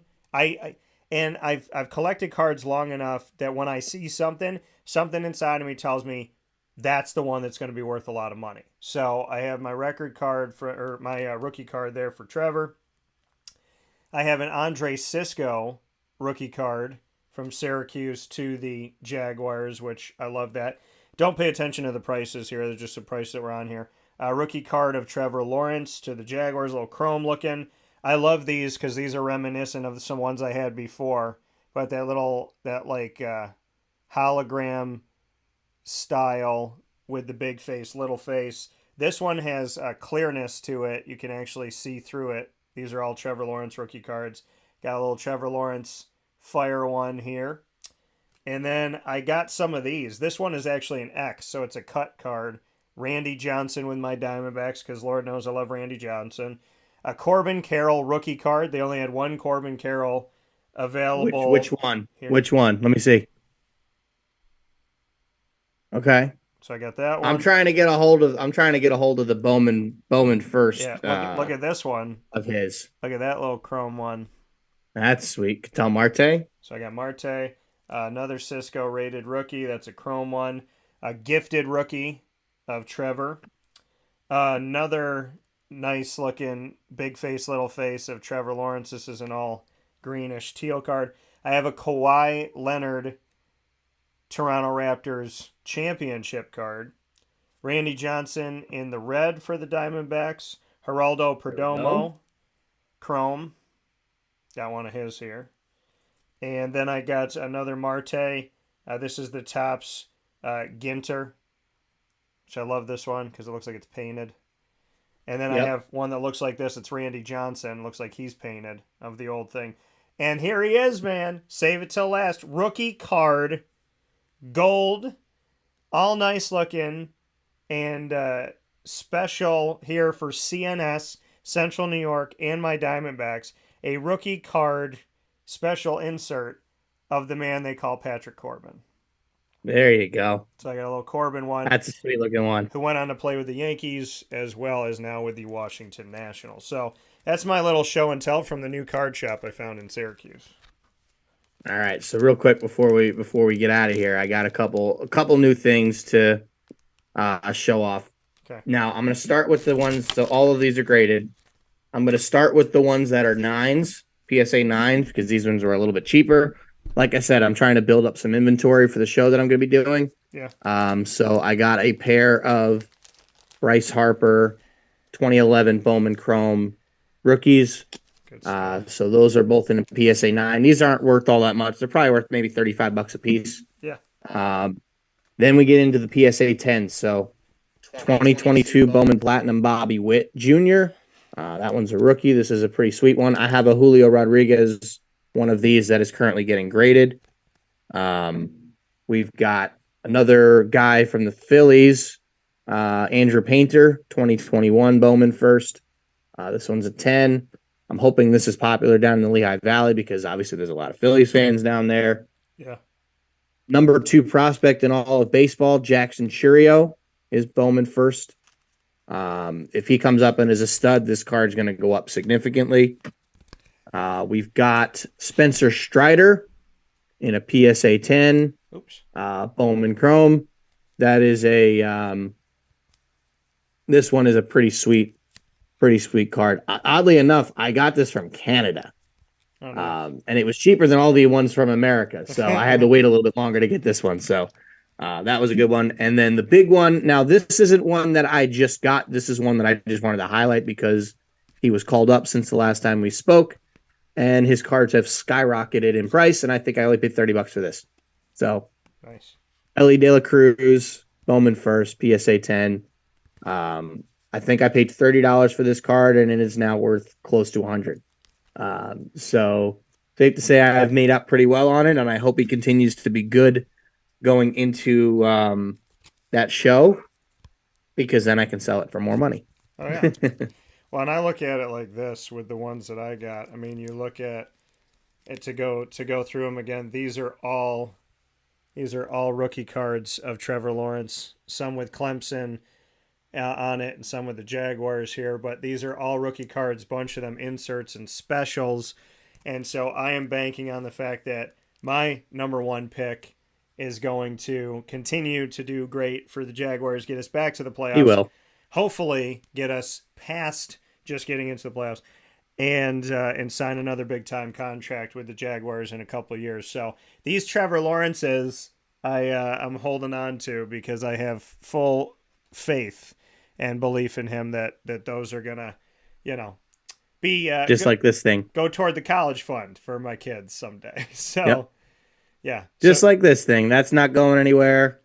That Tebow jersey that I don't know if you guys know is signed. That's not going anywhere. yeah. Neither is my college jersey, my Marywood baseball jersey. That's not going anywhere anytime soon. That Sauce Gardner helmet right here, that might go. That I'm probably going to bring to the show. I might sell that, but we'll see. But that Kyle Pitts helmet ain't going anywhere anytime soon. Yeah, no, you got to. There's certain things you don't touch, and I'm looking at my Floyd Littles, my Donovan McNabbs, and my Nolan Ryans, and my Goose Gossage, and my Syracuse basketball signed by Derek Coleman, Billy Owen, Sherman Douglas, John Wallace, and so on and so forth. So there's certain things that are off limits, do not get touched. My Jim Brown stuff, my Christy Martin stuff. So yeah, there's the untouchables, and they're here. But then there's the completely, I'm open to selling some of this stuff. So we'll see what we got. Brendan and I like that we do this. I like that we do a little sports card collectible piece of DT and Murphy, because it's like a little mini show for collectors out there, which I think is fun. So, I'm always getting new stuff recently. So I mean, I've got since I'm getting ready for the show, I've started to price stuff now. If you ever go to like a sports card show or anything, get one of these. It's a price gun. This has A, saved me a ton of time, and B, it is so easy to use. Yeah. Literally just flip the dial for whatever the price of something's going to be. I can change it. Like if I'm changing between $1 and $9, I can do it in 2 seconds. Yeah. If I'm going up to like $15, $20, it's a little bit more, but that's okay. But having one of these things made my life so much easier. Yeah. Because I've got boxes of stuff that I'm starting to price right now. I've got basically a $1 box that I'm putting out. I have an under $5 box. And then I'm probably going to have my third box here be like rookies and stuff from 2022, 2023. But I've been sorting a lot of cards by team. I've got 2 5,000 card boxes over there that are getting sorted out by team. I had 3 boxes worth of rookies and 1989 tops and 1989 Bowman that I had to take out of the boxes and organize by team. Those took a while. I did it on the desk behind me, and because I was moving around and standing so much, I hurt my back a little bit. So I'm glad I don't really have much more stuff that needs to be organized by team. I might in the next couple of days. We'll see. I mean, I'm later on today, I'm going to pick up a Tom Seaver card, a 1968 Tom Seaver card, which is going to be pretty cool to add. And it'll be cool to add that with the 1969 one that I've got. Where is that? Oh, there's a couple more things that I picked up that I didn't mention. Just quickly. Aaron Judge rookie. This I did not get graded because there is a corner that isn't so good that basically told me, yeah, this isn't going to come back a 10, 9, or an 8. Same with these two. You got Ronald Acuna, first Bowman. That one, again, literally did not have any chance of coming back a 10, so not getting it graded. Bo Bichette. He's had a great year this year. Marcelo Meyer, first Bowman. That is a former top pick. Other than that, I think that's pretty much it for all the new stuff. I got a couple Wander Francos and Trey Turners and stuff, but nothing too crazy. A couple Juan Sotos, but yeah, nothing too crazy. I did send some stuff in to get graded. Here's that 69 Seaver that I was talking about. Yeah. I have two of those actually now because I have one that is in the 69 Mets team set, and then the one that's right here. This one I'm going to try and sell.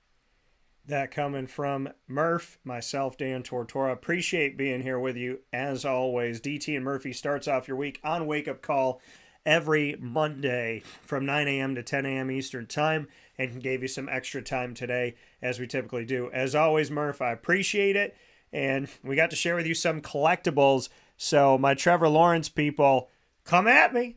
Send me a little, not come at me, send me a little message. Maybe I'll part since I have a bunch of them, but we'll see. With that being said, Murph, as always, I appreciate you, and I look forward to talking with you soon.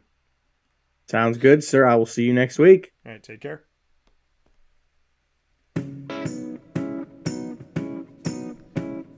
In these unique times, there are those in our community that give us a sense of normalcy and positivity. Pizza Man on 50 Oswego Street in Baldwinsville has been here for you for over 35 years and is here now. Call 315-638-1234 or order online at pizzamanbville.com to bring those familiar tastes into your home. And remember to come see our monthly on-site broadcasts centered around the community and our Baldwinsville Bees.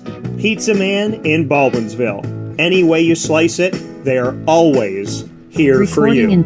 Recording stopped.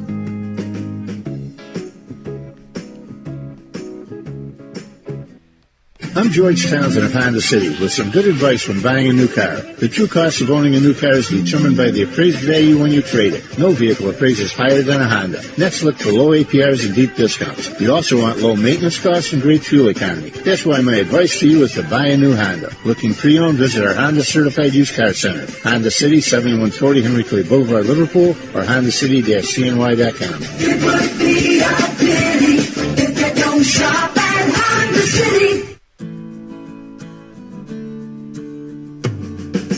Our corporate purpose at Chick-fil-A is to glorify God by being faithful stewards of all that's entrusted to us and to positively influence all those who come in contact with Chick-fil-A. And what became increasingly clear from our success in Cicero is that people love Chick-fil-A. And also I think we recognized that, we had a great opportunity to grow the brand and grow our platform. I felt incredibly grateful when I was selected to be a Chick-fil-A operator. I think what it's meant for me, what I've come to realize on a very deep level is that this is a calling for me. It's not a career. It's not a job. The Lord called me to be a Chick-fil-A operator and to use these restaurants to glorify Him and to positively influence other people.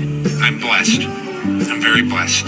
Head to Chick-fil-A Clay on 3974 State Route 31 in Liverpool, New York.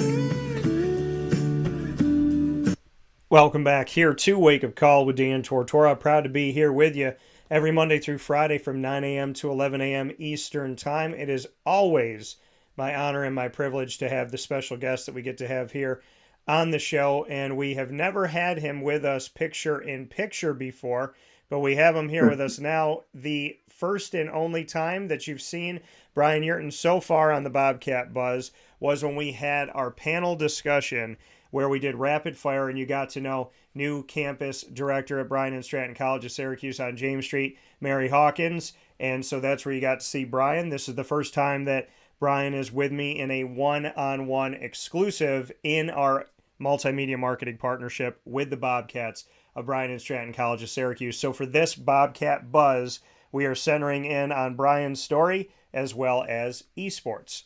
Mr. Yerton, how are we doing? Not too bad, Dan. How are you doing? Thanks for having me today. Absolutely, and happy to have you. So bring me into it. I mean, are you okay now after a few weeks of, having your public life exposed through our panel discussion? Are you doing all right? Has the paparazzi left the trees in front of your house? Are you doing okay now? It was crazy, and I got asked about a million questions every day, but absolutely nothing at all changed after that for me. They still said, "Hey, you're the guy that sits up on the third floor on campus and likes to game from time to time." Yeah, so definitely happy to have you here. You got an interesting story because you've been connected to Bryan and Stratton College of Syracuse for a long time, but this esports thing came up at the beginning of this year. So bring me into how you got connected to Bryan and Stratton in the first place.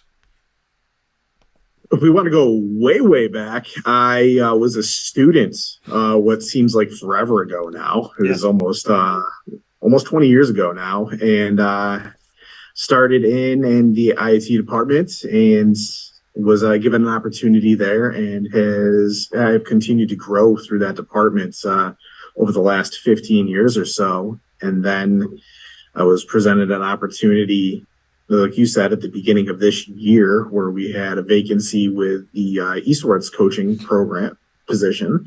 So I, at the time, volunteered my services to keep everything going, and it's kind of, snowballed from there. And I've taken the position on, and now I'm looking forward to building the program for this fall and the future.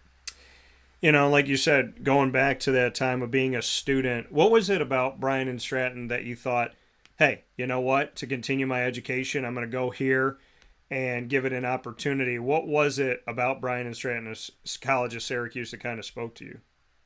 For me at the time, it was when I was touring the campus, how laid back everybody felt, how family oriented everything was. It just felt like a place that I would mesh very well with. And I mean, here I am 15 years later, and I'm still here. So my feelings have stayed up ever since then. Your day-to-day prior to esports, when you're a student at Bryan and Stratton College of Syracuse, what did you take away from your experience as a student that made you want to work in the administrative part of things and to help people in their future? I mean, you could have finished up your time at Bryan and Stratton and said, hey, it was great, I'm going to go on and move forward from here. What kept you at Bryan and Stratton to continue your professional life? Well, like I said, not only is it a very close-knit, family-oriented organization, but it is also a very goal-driven organization. They want not only to see themselves succeed, but they want to see everybody succeed. Yeah. And, and I'm sure from a day-to-day basis, when you not only can help yourself succeed, but you can help others succeed and achieve goals, it's a great feeling that not only you can give to yourself, but you can give down to others as well. And that's really been the story in a nutshell. So when you look at that and you say, that goal-oriented side of things, how has Bryan and Stratton College of Syracuse pushed you? How have they brought out the best in you? Well, I can tell you that before my time here, I wouldn't be doing anything like this at all. I was a fairly shy, not very outgoing person, and working here, interacting with all the students, all the peers, all my colleagues across the other campuses on a day-to-day basis, taking this program on, forcing myself to get out there even more, interact with area schools to try to establish, a reputation and a recruiting line for potential kids coming through in the future. It's all stuff that has been a challenge, but an opportunity of growth for myself. Just because, like I said, I was never usually one to put myself out there growing up. And so it's definitely made me come out of my shell a little bit. So when you say Bryan and Stratton has helped you come out of your shell, is there a person or two that you were either taught by or work with that kind of pulled out that Bryan and we got to see more of it? Is there someone or a few people that there are countless people here all throughout my time here, former bosses, current colleagues, every single person that you interact with here helps you better yourself in a certain way, whether it be on the personality side of things, it could be the job task side, it could be any realm that you were interact with anybody here, and they can help you. I mean, I could name names, but there's so many. There's been so many over the years, and there's still so many that have kind of shaped me and molded me here in my professional career. That coming here from Bryan Yerton on Wake Up Call with Dan Tortora, where sports meets life inside of this edition of the Bobcat Buzz in our exclusive multimedia marketing partnership with Bryant and Stratton College of Syracuse. So, esports. Earlier this year, you get the opportunity. How did it come about? Bring me into adding this into your history at Bryant and Stratton. Well, I mean, it kind of came about where I got word that our coach that we had at the time had decided to move on from the college, and that we were going to begin looking, for a possible and potential replacement. And at the time, the kids that were on the team, because I had spent time in the labs, you already know, but others may not. Being in the IT department at the college, I had spent a lot of time in the lab itself, helping construct it, maintain it, and just show everybody all the bells and whistles that the machines could do. And by doing that, I already had a little bit of established of a relationship with the kids that were on the team already, and I didn't want them to be in a limbo for too long while we potentially were searching for a new coach for the program. So at that time, I had said, "Hey, I'll step in. It could be interim. It could be, whatever works best for the college," and just to keep those kids afloat and give them a little bit of structure on this side after they got done with their studies every day. And going from there, it kind of snowballed and has turned into another position or hat with the college, and looking forward to what will become this fall. Can you see that over my shoulder here, there's a baseball there's two things from Bryant and Stratton. And I'm going to grab them both here. And I want to thank Rocket from Guardians of the Galaxy for holding these for me in the back. But but the baseball with the Bryant and Stratton logo on it here, now this is signed. So in the inaugural baseball season that just finished up here, I had my inaugural interview with that first ever team at Bryant and Stratton, which will go down in history forever. So Evan Reynolds, Alex Garcia, Brian Angelis, and Sean Peak all signed this, head coach Sean Peak. So I told him that this baseball will be in my studio over my shoulder forever. And so kept that word. And then when I signed on to be the exclusive partner of Bryant and Stratton College of Syracuse, I got this bobblehead. And I don't know if they knew, and I said something to Clay about it, but my favorite number is 21, and it just so happened to have number 21. So I got my bobblehead and my baseball for Bryant and Stratton that sit right here over my shoulder, for those of you wondering what's kind of stacked up right here. So that's there for a reason. It has a special purpose. And I ask you that because you have a couple things behind you, including the game Sorry. That's right. So what those are is those are the humblers. I mean, everybody has a game that they have their specialty in. Some might be very good at, Rocket League is a big competitive up and comer. There's a lot of first person shooter games like Apex Legends, Fortnite, Call of Duty, Valorant, all of those. Each individual might have their own specialty in those games, but I call those the humblers behind me, because not all of them may have a lot of experience with a board game. And if somebody gets a little too confident, we might have to break one of those out and bring them back down to earth a little bit and help them stay humble. So I love that you call them the humblers. What do you have? You have Sorry. What are the other ones that you have? Oh, right now we just have Sorry and Jenga back there. We haven't gotten many other requests for others. Something that's a little bit quick to play, but can also keep you humble real quick, like Jenga. I love that you call it the humblers, because everybody, you know, in today's day and age, you know, technology, it was like technology growing up as a kid was moving, and then it started to pick up a little bit, and then it started to pick up a little bit, and then it just shot off. And it's insane now how technology is, and everything's at your fingertips, and you can learn about the world just by sitting at home on your couch.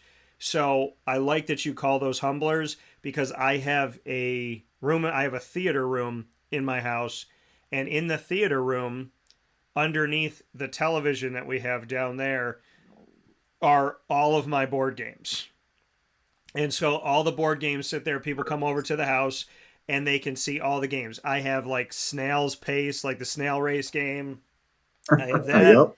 I have Trouble, which I love. My mom loves. I have Trouble. I have a bunch of different Monopolies. I have Gestures. I have Taboo, and I'm trying to think what else I got. I have Shark Attack, and I have many different versions of Trouble. The ones you could bring on a trip with you.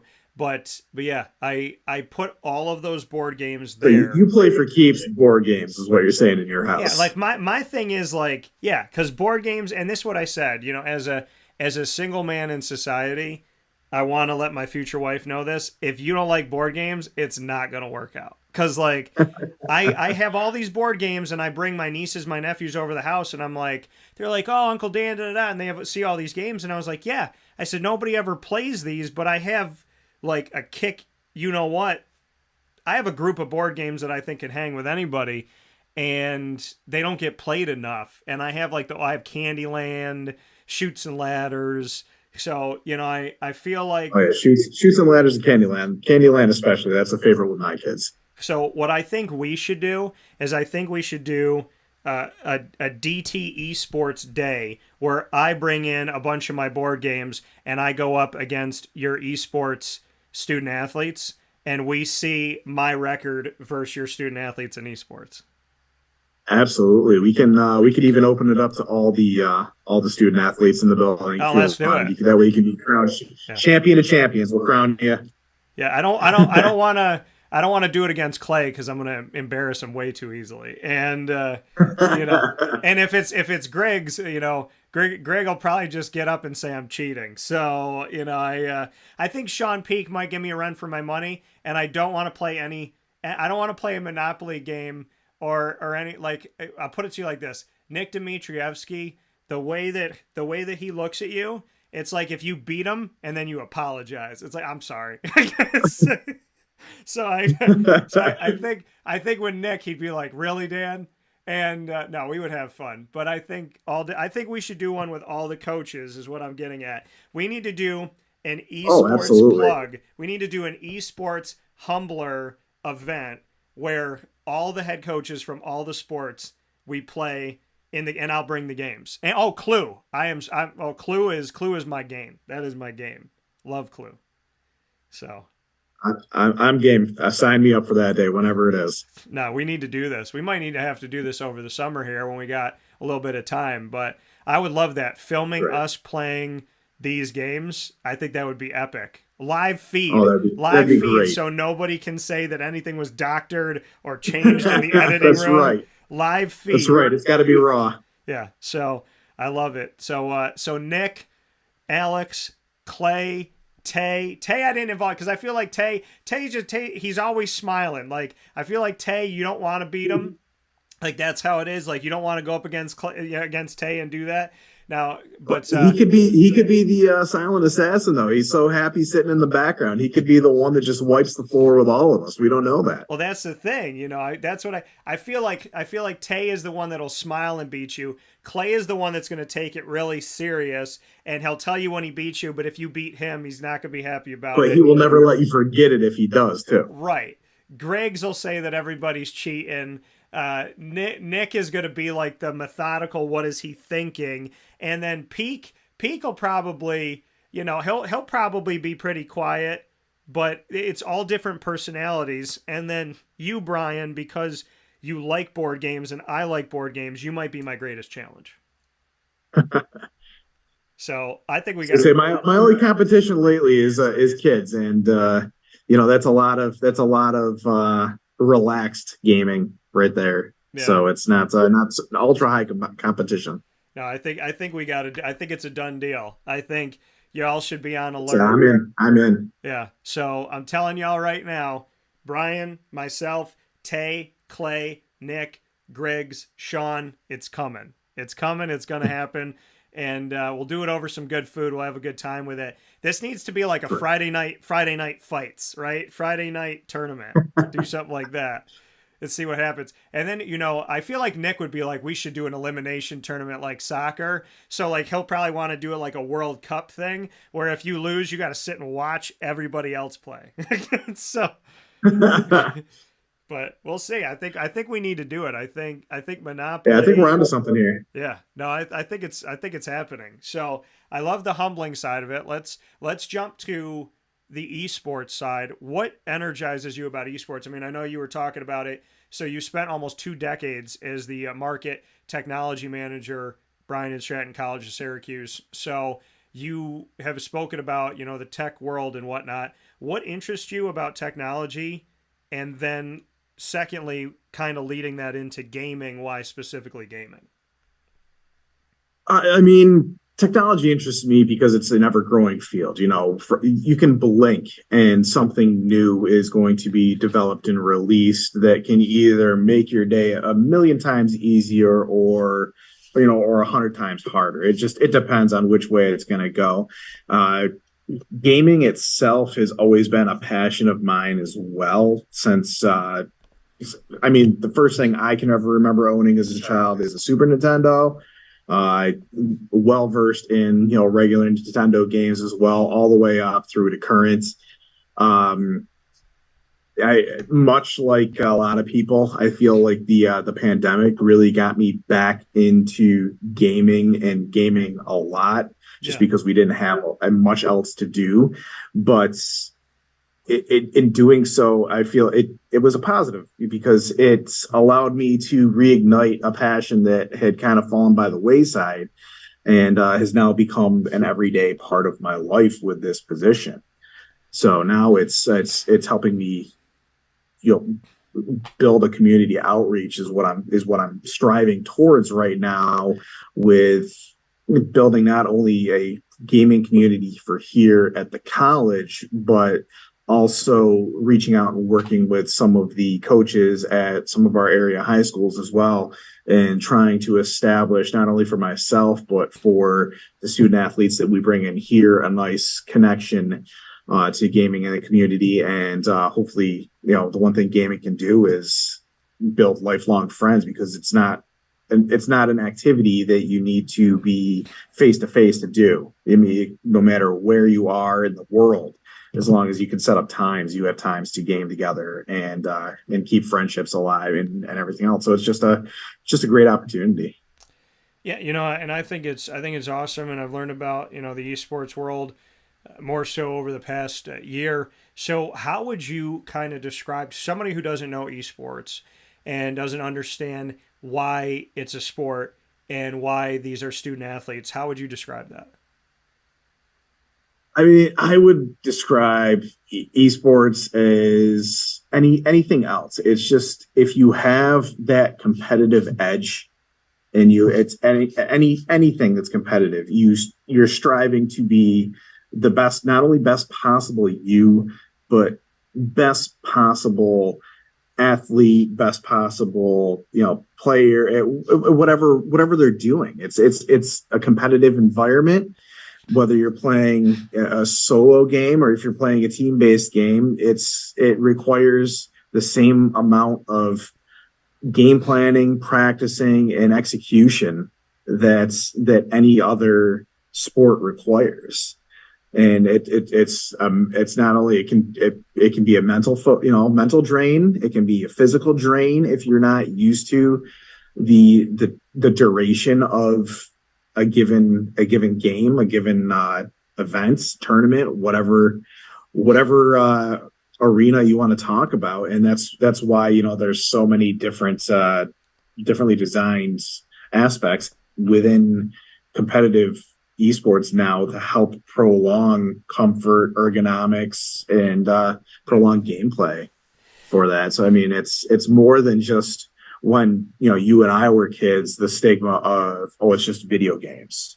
There's a whole competitive arena out there where people are making quite a living by playing video games now. Yeah. You have people making millions of dollars a year by playing competitive video gaming with sponsorships and branding and everything else that they might be doing. So it's definitely, it's a viable avenue that you can take in life professionally now. Yeah, I mean, my cousin, who's like a little brother to me, Nico, I mean, he went to a Denver convention, and they paid for them to go down there, and gave them all the stuff for him to be on a team for, I believe it was Call of Duty at the time. So I mean, there is this world in it, and I think it's awesome. If you're a student athlete and like you're interested in gaming, you're interested in esports, what does Bryan and Stratton do? Like, what can you do as far as bringing in a student athlete? What do you think is special that Bryan and Stratton can offer? Right now, I am telling all of my potential student athletes, you name a game that you're interested in, and I will do what I can to find a way to compete in it. So I'm leaving the door open right now for any type of competitive arena, because I want to be able, if it's a certain game that they, a specific student athlete enjoys playing, whether it's a solo or a team-based game, if there is a competitive arena for that game, I want to do everything in my power to let them compete in that. And as far as us, I mean, that's what it's all about, is just full inclusion within the program. And from the academic side, if that's relevant as well, I will help steer them in whatever direction that I can to help them succeed. Yeah, and for this opportunity for esports, I know that it's kind of unique from what I've learned about it and what you can do. Are you competing? Is it still inside of the small colleges? Is it still inside of USCAA, or can you face anybody? Because I know I've talked to Division III schools, and they were playing D1 schools. My alma mater, Marywood University, had a win over Purdue, which is D1. So what does the model look like as far as scheduling? Can you play anybody? Bring us into that side of it, because esports is so unique that it really is. It's very, very unique in that aspect, that it's their talent is talent when it comes to gaming. So it's whatever I can find available for that specific game in whatever arena. So whether it's in USCAA, whether it's a NACE, North American Collegiate Esports Association sanctioned tournament, whatever realm or arena we can find and that we are eligible to compete in, we are able to compete in that. So it might be something that's small, local, or it could be also something that's a little bit more on the national stage with an ace event, if we could sign a compete and qualify in that realm. So I mean, like you said about qualifying, making sure you can compete.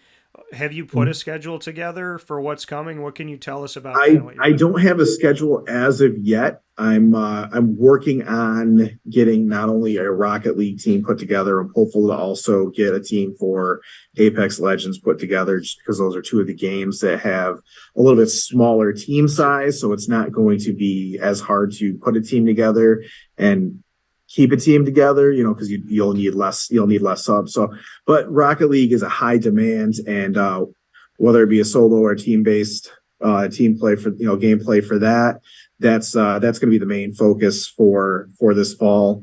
And then I'm going to branch off of that with demand from kids. That's the one beauty of the scheduling for this, is there's really besides tournaments, there's no set season or schedule. Now for you, and that was the whole thing about scheduling. So if we start in the fall, is esports going through both semesters? How do you kind of carry that? It can go through both semesters. It can go one. That will be based off of demand for games and availability of of tournament play. So you start to put your student athletes together. You start to gauge interest.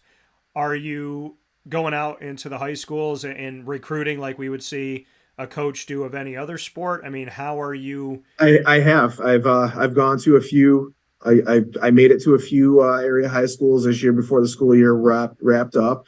I have plans to maintain contact with those coaches. I'm working on establishing new contact with some of the coaches at some of the other schools that I haven't been able to reach out to just yet.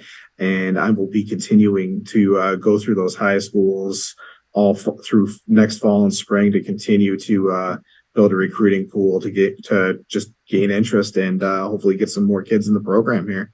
Just literally recruiting just like you would for any other sport. How do you feel about kind of where things are going? Some schedules, some schools you'd like to play, recruiting, the facilities that you have at Bryant and Stratton of Syracuse. How do you kind of feel about what you have at your disposal, your resources? And, you know, with Nick Dmitrievsky as the athletics director, kind of, you know, his vision of it. I mean, how do you kind of feel overall about where things are?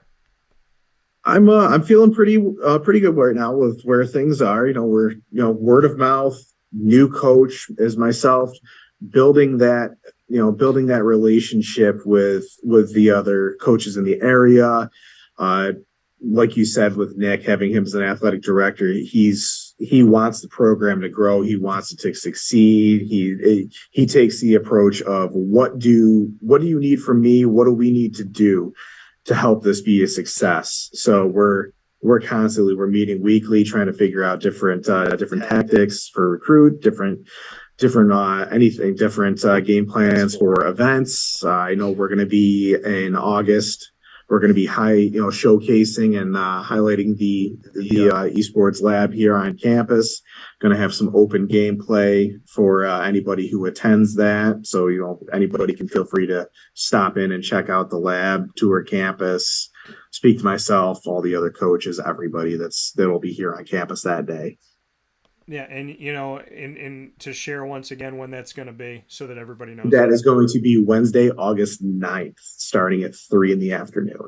Wednesday, August 9th, where you can tour everything and get to see this, get a feel for it. Like you said, open gaming, which, I'm really excited about this, and I'm excited for what you have, because I know that when I came in over a year ago to be the exclusive partner, multimedia-wise, of Bryan and Stratton College of Syracuse, they showed me the facility, but in a way, like, you're the second ever coach there.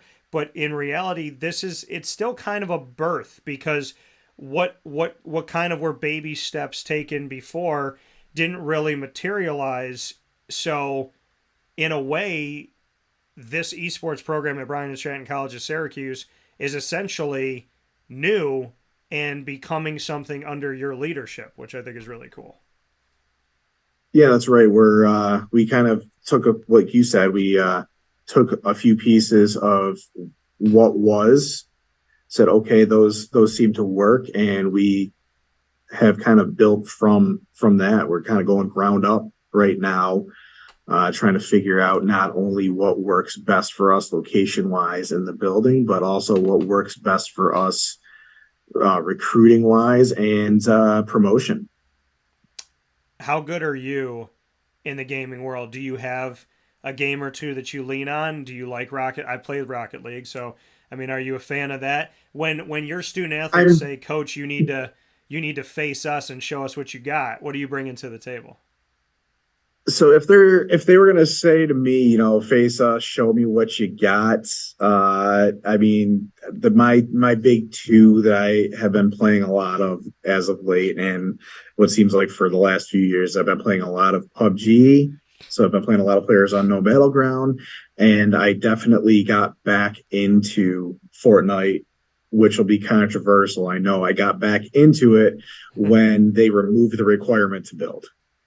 So when it just became more about strategy and placement and team play, that was when I got back into it. Okay. For Rocket League, it's a game that I myself personally am learning. So I'm learning a lot of the mechanics of the game, learning a lot of the terminology. having some connections with some student athletes has definitely helped there. But if I really wanted to show them, what I got, it would it'd probably either be in the PUBG arena, or it'd probably be old school. I'd probably break out an old console and show them what's what. Either like some Ken Griffey Jr. presents Major League Baseball, or or any kind of game like that. I would show them where I started, where I got my roots. I like when people are, they bring out that Mario Kart. So Oh, absolutely. Mario Kart's another one, but mechanics of Mario Kart have completely changed over the last 30 years. yeah, no, so I mean, I think, I see. I'll break out the Chippendale Rescue Rangers, the original Mario 3. But Chippendale, I have an original Nintendo, so that's one. Because if Chip and Dale don't work together, like if Chip is here and Dale is here, and Chip's trying to advance, Chip can't advance if Dale is facing if Dale's on the other side of the screen, they have to work together. It's the ultimate definition of playing as a team. Right. So, I think there's obviously Halo is a big one that I know people have loved to play over the years, and Call of Duty, which I mentioned before. But, I think, I love Madden. Madden's a big one for me. Madden's a great game, yeah. So, but for you, your research is playing video games. Poor you, Bryan. So, this is, it's such an awesome experience, because the thing is like you said, when you're growing up as kids, you could play video games for an hour, 2 hours, but then you need to go outside, and it was considered like a bad thing to play video games. And now people are going to school and doing it. They're student athletes. They're on teams now. They're facing other colleges and universities. They're going on to win championships. Then they're playing professionally. They're getting called out to places. They're getting sponsored by places like anybody else would. And it's kind of like, in its own way, like a NASCAR. It's become its own industry, and it's become its own multi-million-dollar industry that's never ending in growth. You're always going to have people interested in games. There's always going to be new games. It's just like technology. It's forever changing. The environment is forever changing. There's always going to be a new flavor game, but there's always going to be those people that fall back on the reliable ones and on the originals. Yeah, and I say NASCAR because essentially when you're in this gaming world, you're wearing the patches of your sponsors, and you're showcasing this. So I think it's awesome. I think it's great. And you're assembling a team. So how much are you assembling of new talent coming in from high school, and how much are you trying to assemble from the current student body? What's your makeup like? How are you putting this initial team together? Right now, I have one athlete that's going to be returning. The rest of them did graduate this past spring. So I have one that's on a return. I'm bringing a few new in. They have all expressed interest in, like I said, in Rocket League. They all have interests in Apex, and as long as I have enough to field a competitive team for whatever game, whatever they are interested in, we will do the research, and we will figure out a way to get them competing in it. Yeah, I'm excited because it's such a new world to a lot of people in discussion. It's been around, but it's becoming more and here on the show, I'm trying to put more of a spotlight on it. So, to me, I am interested in the esports world. Obviously, Bryan, I'm interested in what you're doing here locally and at Bryant and Stratton Colleges, Syracuse. So I think, the more we could discuss and have this open door policy and come in and tour the facilities and show some things, I think there's a lot of cool videos we could do between the head coach humbling tournament to actually playing some games, you and I in the esports lab and whatnot. So I think there's a lot of unique and fun videos that are going to bring a lot of attention to Bryan and Stratton College's Syracuse's esports if you're up for it. I am up for all of it. So we're going to get it done. We're going to make it happen. So Brian, we can wire up Rescue Rangers on one TV, and we can have Madden going on another, and we can do a best of. yeah, I love that. I'd love to have like Nick and Alex and all of them come downstairs and be like, we're supposed to get lunch with Brian and Dan, and they said they would be up, and they come down and we're playing Chippendale Rescue Rangers. That would be fantastic. And I feel like it'd be like, you didn't ask us to play, you know what I mean? So I definitely think that we have to do that. And there's in my office, I always wanted a TV on the wall. And so in my office, there's a TV on the wall, and that's the one that I rigged the Nintendo to, so that when I'm sitting at my desk in my office, if I want to take a break, I'm playing Rescue Rangers on the TV. So there you go. Yeah. And by the way, folks, one of the most sought after, hardest games to find, I looked for years to get the Chippendale Rescue Rangers first one. So very, very difficult. I'm still searching for Darkwing Duck, which some people on eBay are selling the box and the manual for like $70 without the game. So I'm trying to. Yeah, I remember, that was a hard one to find, even when it was current. Yeah, so I'm chasing Darkwing Duck, and maybe that's a birthday gift from Bryan Yerton. Just saying. And but Chippendale I do have, and I haven't played it. I've held on, so I'm probably gonna break that out. Now that we've talked about it, I'm probably going to break it out and give it a little love. But yeah, I mean, Chippendale Rescue Rangers, by far, one of my top 3 games in the history of, like, any console ever. So it's just a different game, and it's so much fun to play. And it's just, you genuinely have to work together, which I think is really cool. So with that being said, final note, do you have a favorite game of all time? Oh, favorite game of all time. Yeah. I would maybe have to. It's probably ties. I don't know that I have a favorite game of all time. I definitely have favorite games by era and by console. Yeah. So like my favorite PlayStation brand game I think ever was the Twisted Metal series. Okay. Just because it was chaos, but it was organized chaos of just demolition derby with cars, and it was almost in a sense a battle royale game before battle royale became huge. So definitely the Twisted Metal series for PlayStation.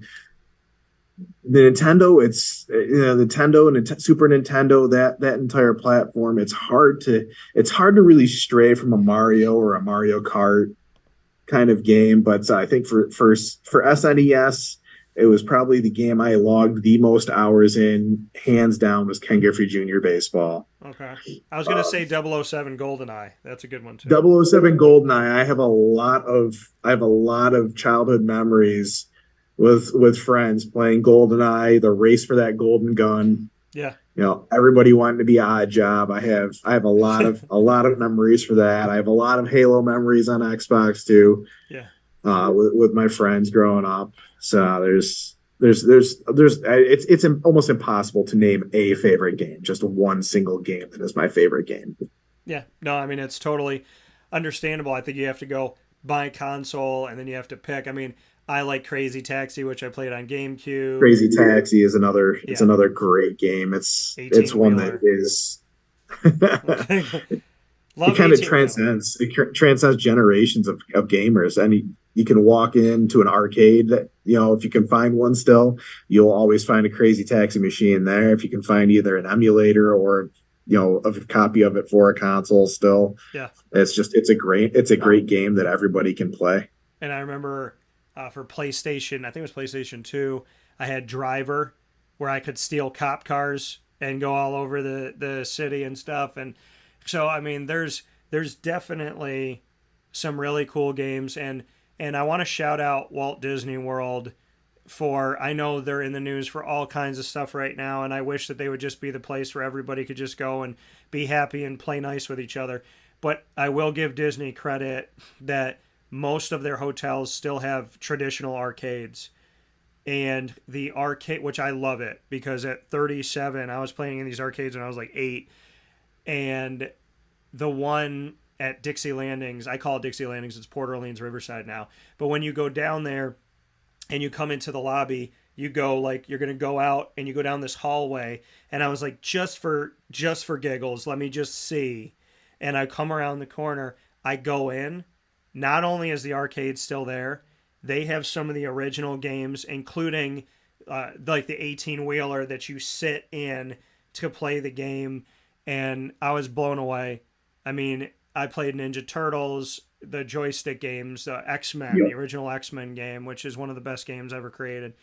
So I think somewhere in my future, I want to have somebody build me one of those joystick 2-button where it's got like all my like all the Turtles, where it has X-Men, like Street Fighter, Mortal Kombat, all the games I used to play in the arcade where it was A, B, and the joystick. But I mean, I can't even tell you how many. I mean, if you go into an arcade with me, we're playing air hockey, we're playing Crazy Taxi, 18-wheeler, X-Men, Ninja Turtles, and because it's, you know, because you'd have like 3 lives, and then when you would lose a life, you would sit down on the ground and you'd hear, "Oh, shell shocked," you know, and so this, you know, and then I remember I would be Colossus all the time, and my buddy James were down there, and we would wait, and there'd be a ton of people going up, a ton of villains going up against us, and we'd be on this huge screen, and he's like, wait, he goes, do the thing, and then Colossus, it sounds like this, I call it the OA, he would just go, OA, like that, and he would just flex like that, and blow up like everything on the screen, he would turn into metal, and I mean, I so many memories of that. So I think that like stuff like that is really cool to bring people back to. And like I said, I think the videos and the ideas and the things we could do with esports and with my connection to you, Bryan, are kind of endless because of board games to joystick games to different consoles to the evolution of gaming essentially to where we are today. I think we could really create a fun atmosphere for the student athletes and for, you know, the coaches as well. Oh, absolutely. Absolutely. Possibilities are literally endless when it comes to gaming.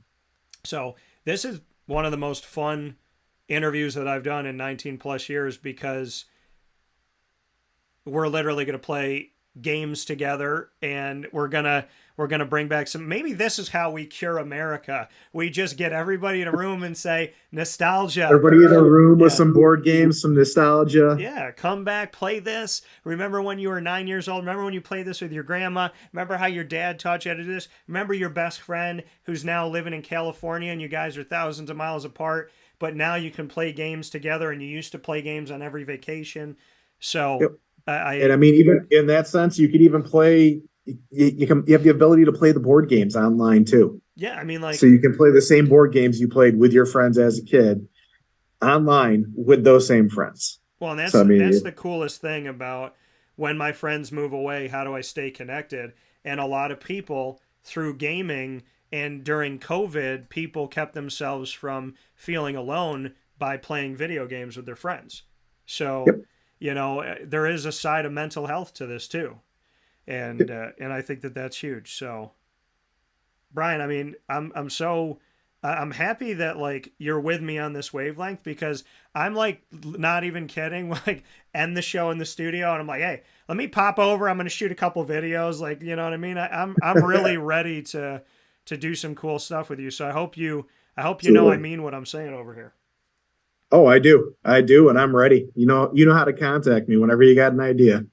So with that being said, Bryan Yerton, if you're interested in continuing your career at a great institution at Bryant and Stratton College of Syracuse on James Street, you can find your way over there very easily. And of course, you can look at esports and get in touch with Bryan. Bryan, right. Let everybody know, I mean, email or whatever, how they can get in touch with you if they need to.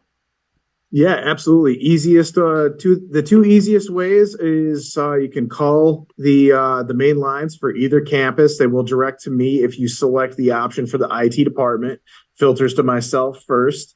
And then another one is just by simply reaching out at vyerton@bryantstratton.edu.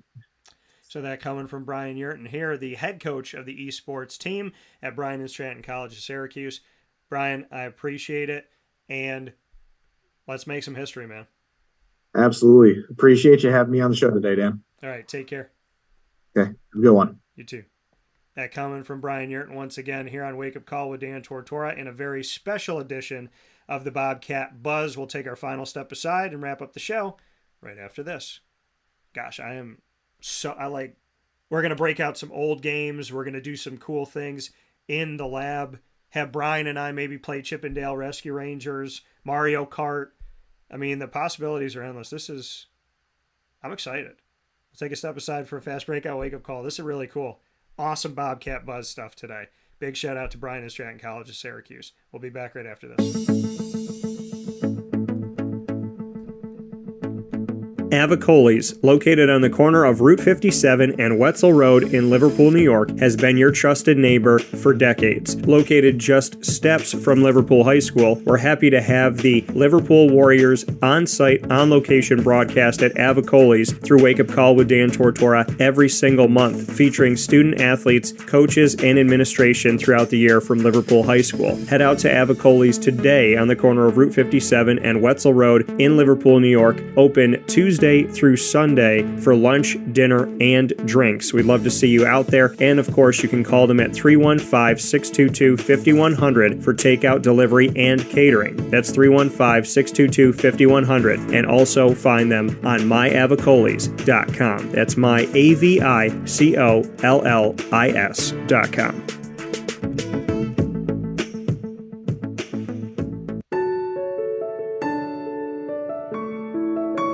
Having peace of mind when you're out of town that your furry-loving friend is safe and sound means taking them to Canine Campground, because we all know that when it comes to the love of our pets, it goes well beyond the call of duty to make sure they're safe and sound. Right, Lily?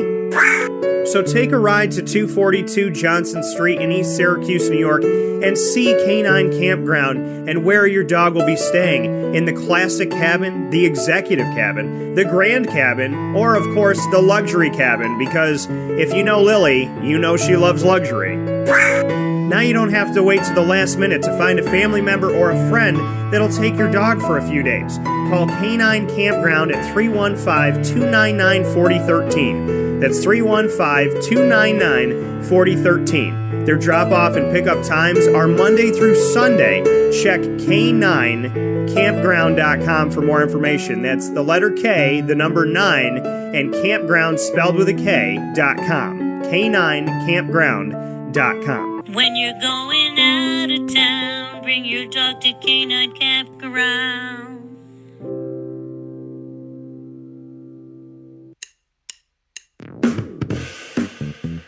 PB&J's Lunchbox, the food truck that you love finding all throughout Central and Upstate New York, now has a street-side cafe. So when you're craving their traditional favorites as well as their out-of-box amazing menu items, you can now head to 663 Old Liverpool Road in Liverpool, New York. Located just minutes from the highway, the Thruway, Destiny USA, and Onondaga Lake Parkway, PB&J's Lunchbox Street-Side Cafe is there for you Monday through Saturday from 9 a.m. to 7 p.m., serving breakfast, lunch, and dinner all throughout the day. Get breakfast for dinner, dinner for lunch, whatever you fancy, including their award-winning grilled peanut butter and jelly sandwich. Find them at 663 Old Liverpool Road in Liverpool, New York. PB&J's Lunchbox, where we love to know what's in your lunchbox.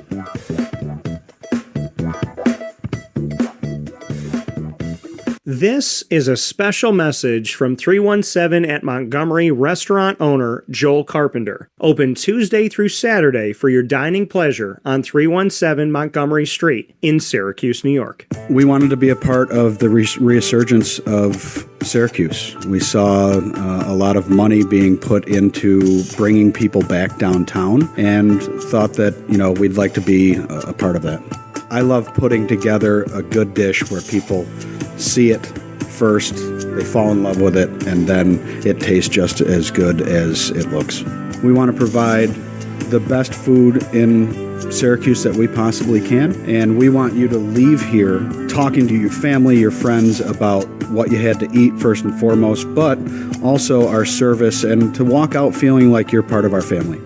I work out in the front of the house a lot, and I love walking to every single table, asking them how everything is, and people looking at me and smiling and saying, this is the most amazing short rib I've ever had. This is the most amazing filet I've ever had. And Donna is great. Sarah's amazing. Thank you for coming over and talking to us. And then them just being truly happy for the experience that they've gotten. 317 at Montgomery Restaurant, part of the fabric of downtown Syracuse, located on 317 Montgomery Street in Syracuse, New York. Open Tuesday through Saturday for a unique and memorable dining experience.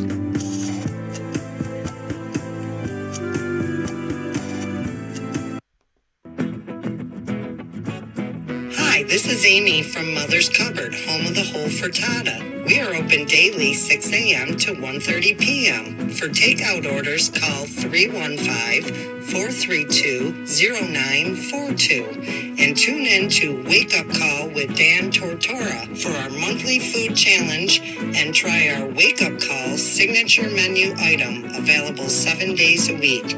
Here at Mother's Cupboard, we are Central New York, and it's our honor to serve you.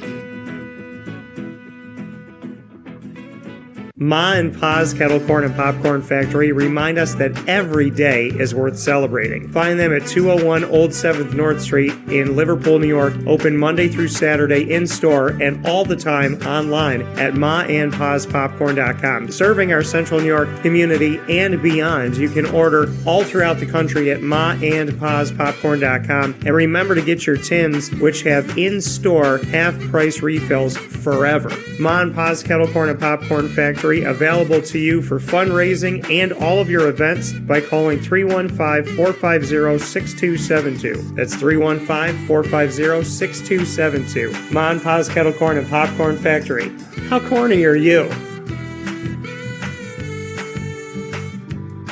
This is a special message from Merritt Brady, owner-operator of Chick-fil-A Watertown on 1290 Arsenal Street in Watertown, New York. Chick-fil-A for me has always been about the people. I think it starts with the strength and leadership of the Cathy family. It's just amazing to see a family-run business reach the altitude that they have. Second mile service is something that we embodied at my previous business, and the ability to make people feel like they're the only person at your establishment, that you are there to serve them that day and looking for those extra ways to make them happy, to anticipate what they need next is what makes me tick. And I'm going to have so many opportunities at Chick-fil-A to do that. It's one of my favorite things to eat in the world. My favorite application question or interview question when I'm interviewing is when I get to, have you ever eaten at Chick-fil-A? And a smile hits both their ears. You know, they can't even answer the question for a second. And when I see that, it's like, man, that's going to be a great hire. They already get it. They already feel it. They already know that we're different. The Chick-fil-A experience, it's a real thing. And then, of course, just our generosity and community involvement and making a positive impact in the lives of our team members, our guests, and the community in general, I think is really the secret sauce.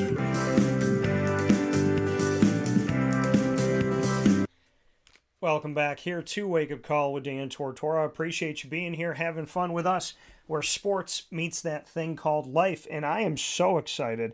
That was such a great conversation with Bryan Yerton. I mean, I'm excited because here we are talking about, esports and getting them on for Bobcat Buzz. And then we came up, and I have all these really cool ideas to involve you, the viewer and the listener, to really get to see something interesting that you don't typically see from colleges and universities, and just different, original, fun, and unique ways to enjoy our time, showcase who Bryant and Stratton College of Syracuse is, and have a lot of fun with you.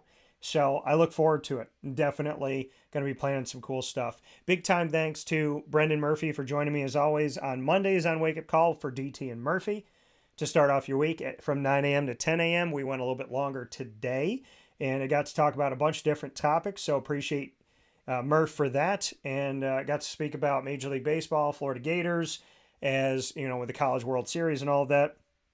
Had some talk on Bob Huggins, as well as the LIV and PGA merger.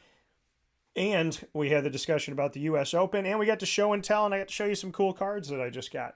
And a big time shout out to our newest Bobcat Buzz exclusive in our multimedia marketing partnership with Bryan and Stratton College of Syracuse. Getting to chat with Bryan Yerton, the head coach of the ESports program at Bryan and Stratton College of Syracuse. So really cool stuff. Awesome video ideas and different things coming up, which I look forward to. And of course, you can tune in to Wake Up Call with Dan Tortora. Speaking of looking forward to, is Monday through Friday from 9 a.m. to 11 a.m. Eastern Time on YouTube.com and Facebook.com/WakeUpCallDT and on WakeUpCallDT.podbean.com. And once the shows go live, they can jump to the archives, Amazon Music, Audible, iHeartRadio, iTunes, and Apple Podcasts, MixLR, Spotify, Stitcher, TuneIn, Podbean, YouTube, Podvine, Player FM, and more. All you have to do is search Wake Up Call with Dan Tortora, or one word, Wake Up Call DT, on your favorite podcasting platforms. And of course, a big thanks to our incredible team of partners, Carvel DeWitt, the Wildcat Sports Pub, Mother's Cupboard, Chick-fil-A Cicero and Chick-fil-A Clay, Great Lakes Honda City, PB&J's Lunchbox, Ma and Pa's Kettle Corn and Popcorn Factory, Canine Camp Dog Daycare, Avicoli's, Chick-fil-A Watertown, Canine Campground Dog Boarding, Pizza Man, 317 at Montgomery Street. The name of the location is the name of the restaurant. And Wake Up Call with Dan Tortora is the exclusive multimedia marketing partner of your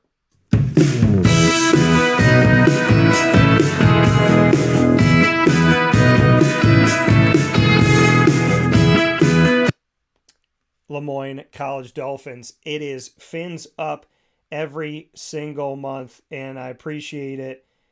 Everything that we get to do with Lemoyne College, AD and DT, featuring Athletics Director Bob Beretta and myself, Dan Tortora, and of course, the second and fourth Wednesday of each month, the Dolphin Dive, diving into stories of student athletes, coaches, future Dolphins, alumni, and administration. Catch all of our Dolphin content by going to the Lemoyne tab on wakeupcalldt.com and by subscribing to our YouTube channel, which you should have done already, youtube.com/wakeupcalldt. It's so easy to do, so make sure you do it today. And of course, Wednesdays at 9 a.m. Eastern Time, we bring you new Dolphin content, and I can't wait for this Wednesday with Isaiah Salter. You're not going to want to miss that broadcast. For more information on Dolphins, go to LeMoyneDolphins.com, and of course, fins up.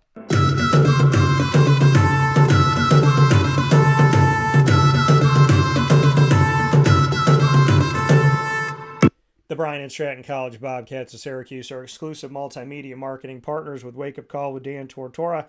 Your Bobcats come to you every single month here on Wake Up Call with Dan Tortora in such an amazing way, like today, telling the stories of coaches, administration, and student athletes. I love my time with the Bobcats, and I cannot thank them enough for giving me the opportunity to try some really cool, new, and interesting things like we're going to be doing with the different challenges we'll have with esports. So very much looking forward to it, and definitely would love for you to check out our content. You could see it all by going to the BSC Syracuse tab on wakeupcalldt.com, and you can also subscribe to our YouTube channel on youtube.com/wakeupcalldt. For more information on your Bobcats, go to syracuse.bscbobcats.com, and as always, go Bobcats. Here on Wake Up Call with Dan Tortora, I want to thank you for being a part of the show. Facebook at Wake Up Call DT, Twitter at Call DT, Instagram at Wake Up Call _DT. God bless, no stress, do your best. Remember to joke, remember to have a good time, remember to live life to the fullest, and be good to each other. I'll talk with you all soon. This has been a fantastic opportunity to be with two wonderful people with great ideas, Brendan Murphy and Bryan Yerton. I look forward to talking with you all soon. I hope you have a great day. God bless. And again, to my little girl that makes me a very proud dad, to my dad, to Papa Cavino, Pop Miller, my Papa Pandozzi, Grandpa Bill, Papa Joe, and to all my friends that are dads, God bless you all and my family. I love you all. Thank you for doing everything you can to love and bring light to this world. Thank you for enriching my life and the life of your children. God bless you. Stay the amazing people you are, and we're so blessed to have you. So have a great day, folks. God bless.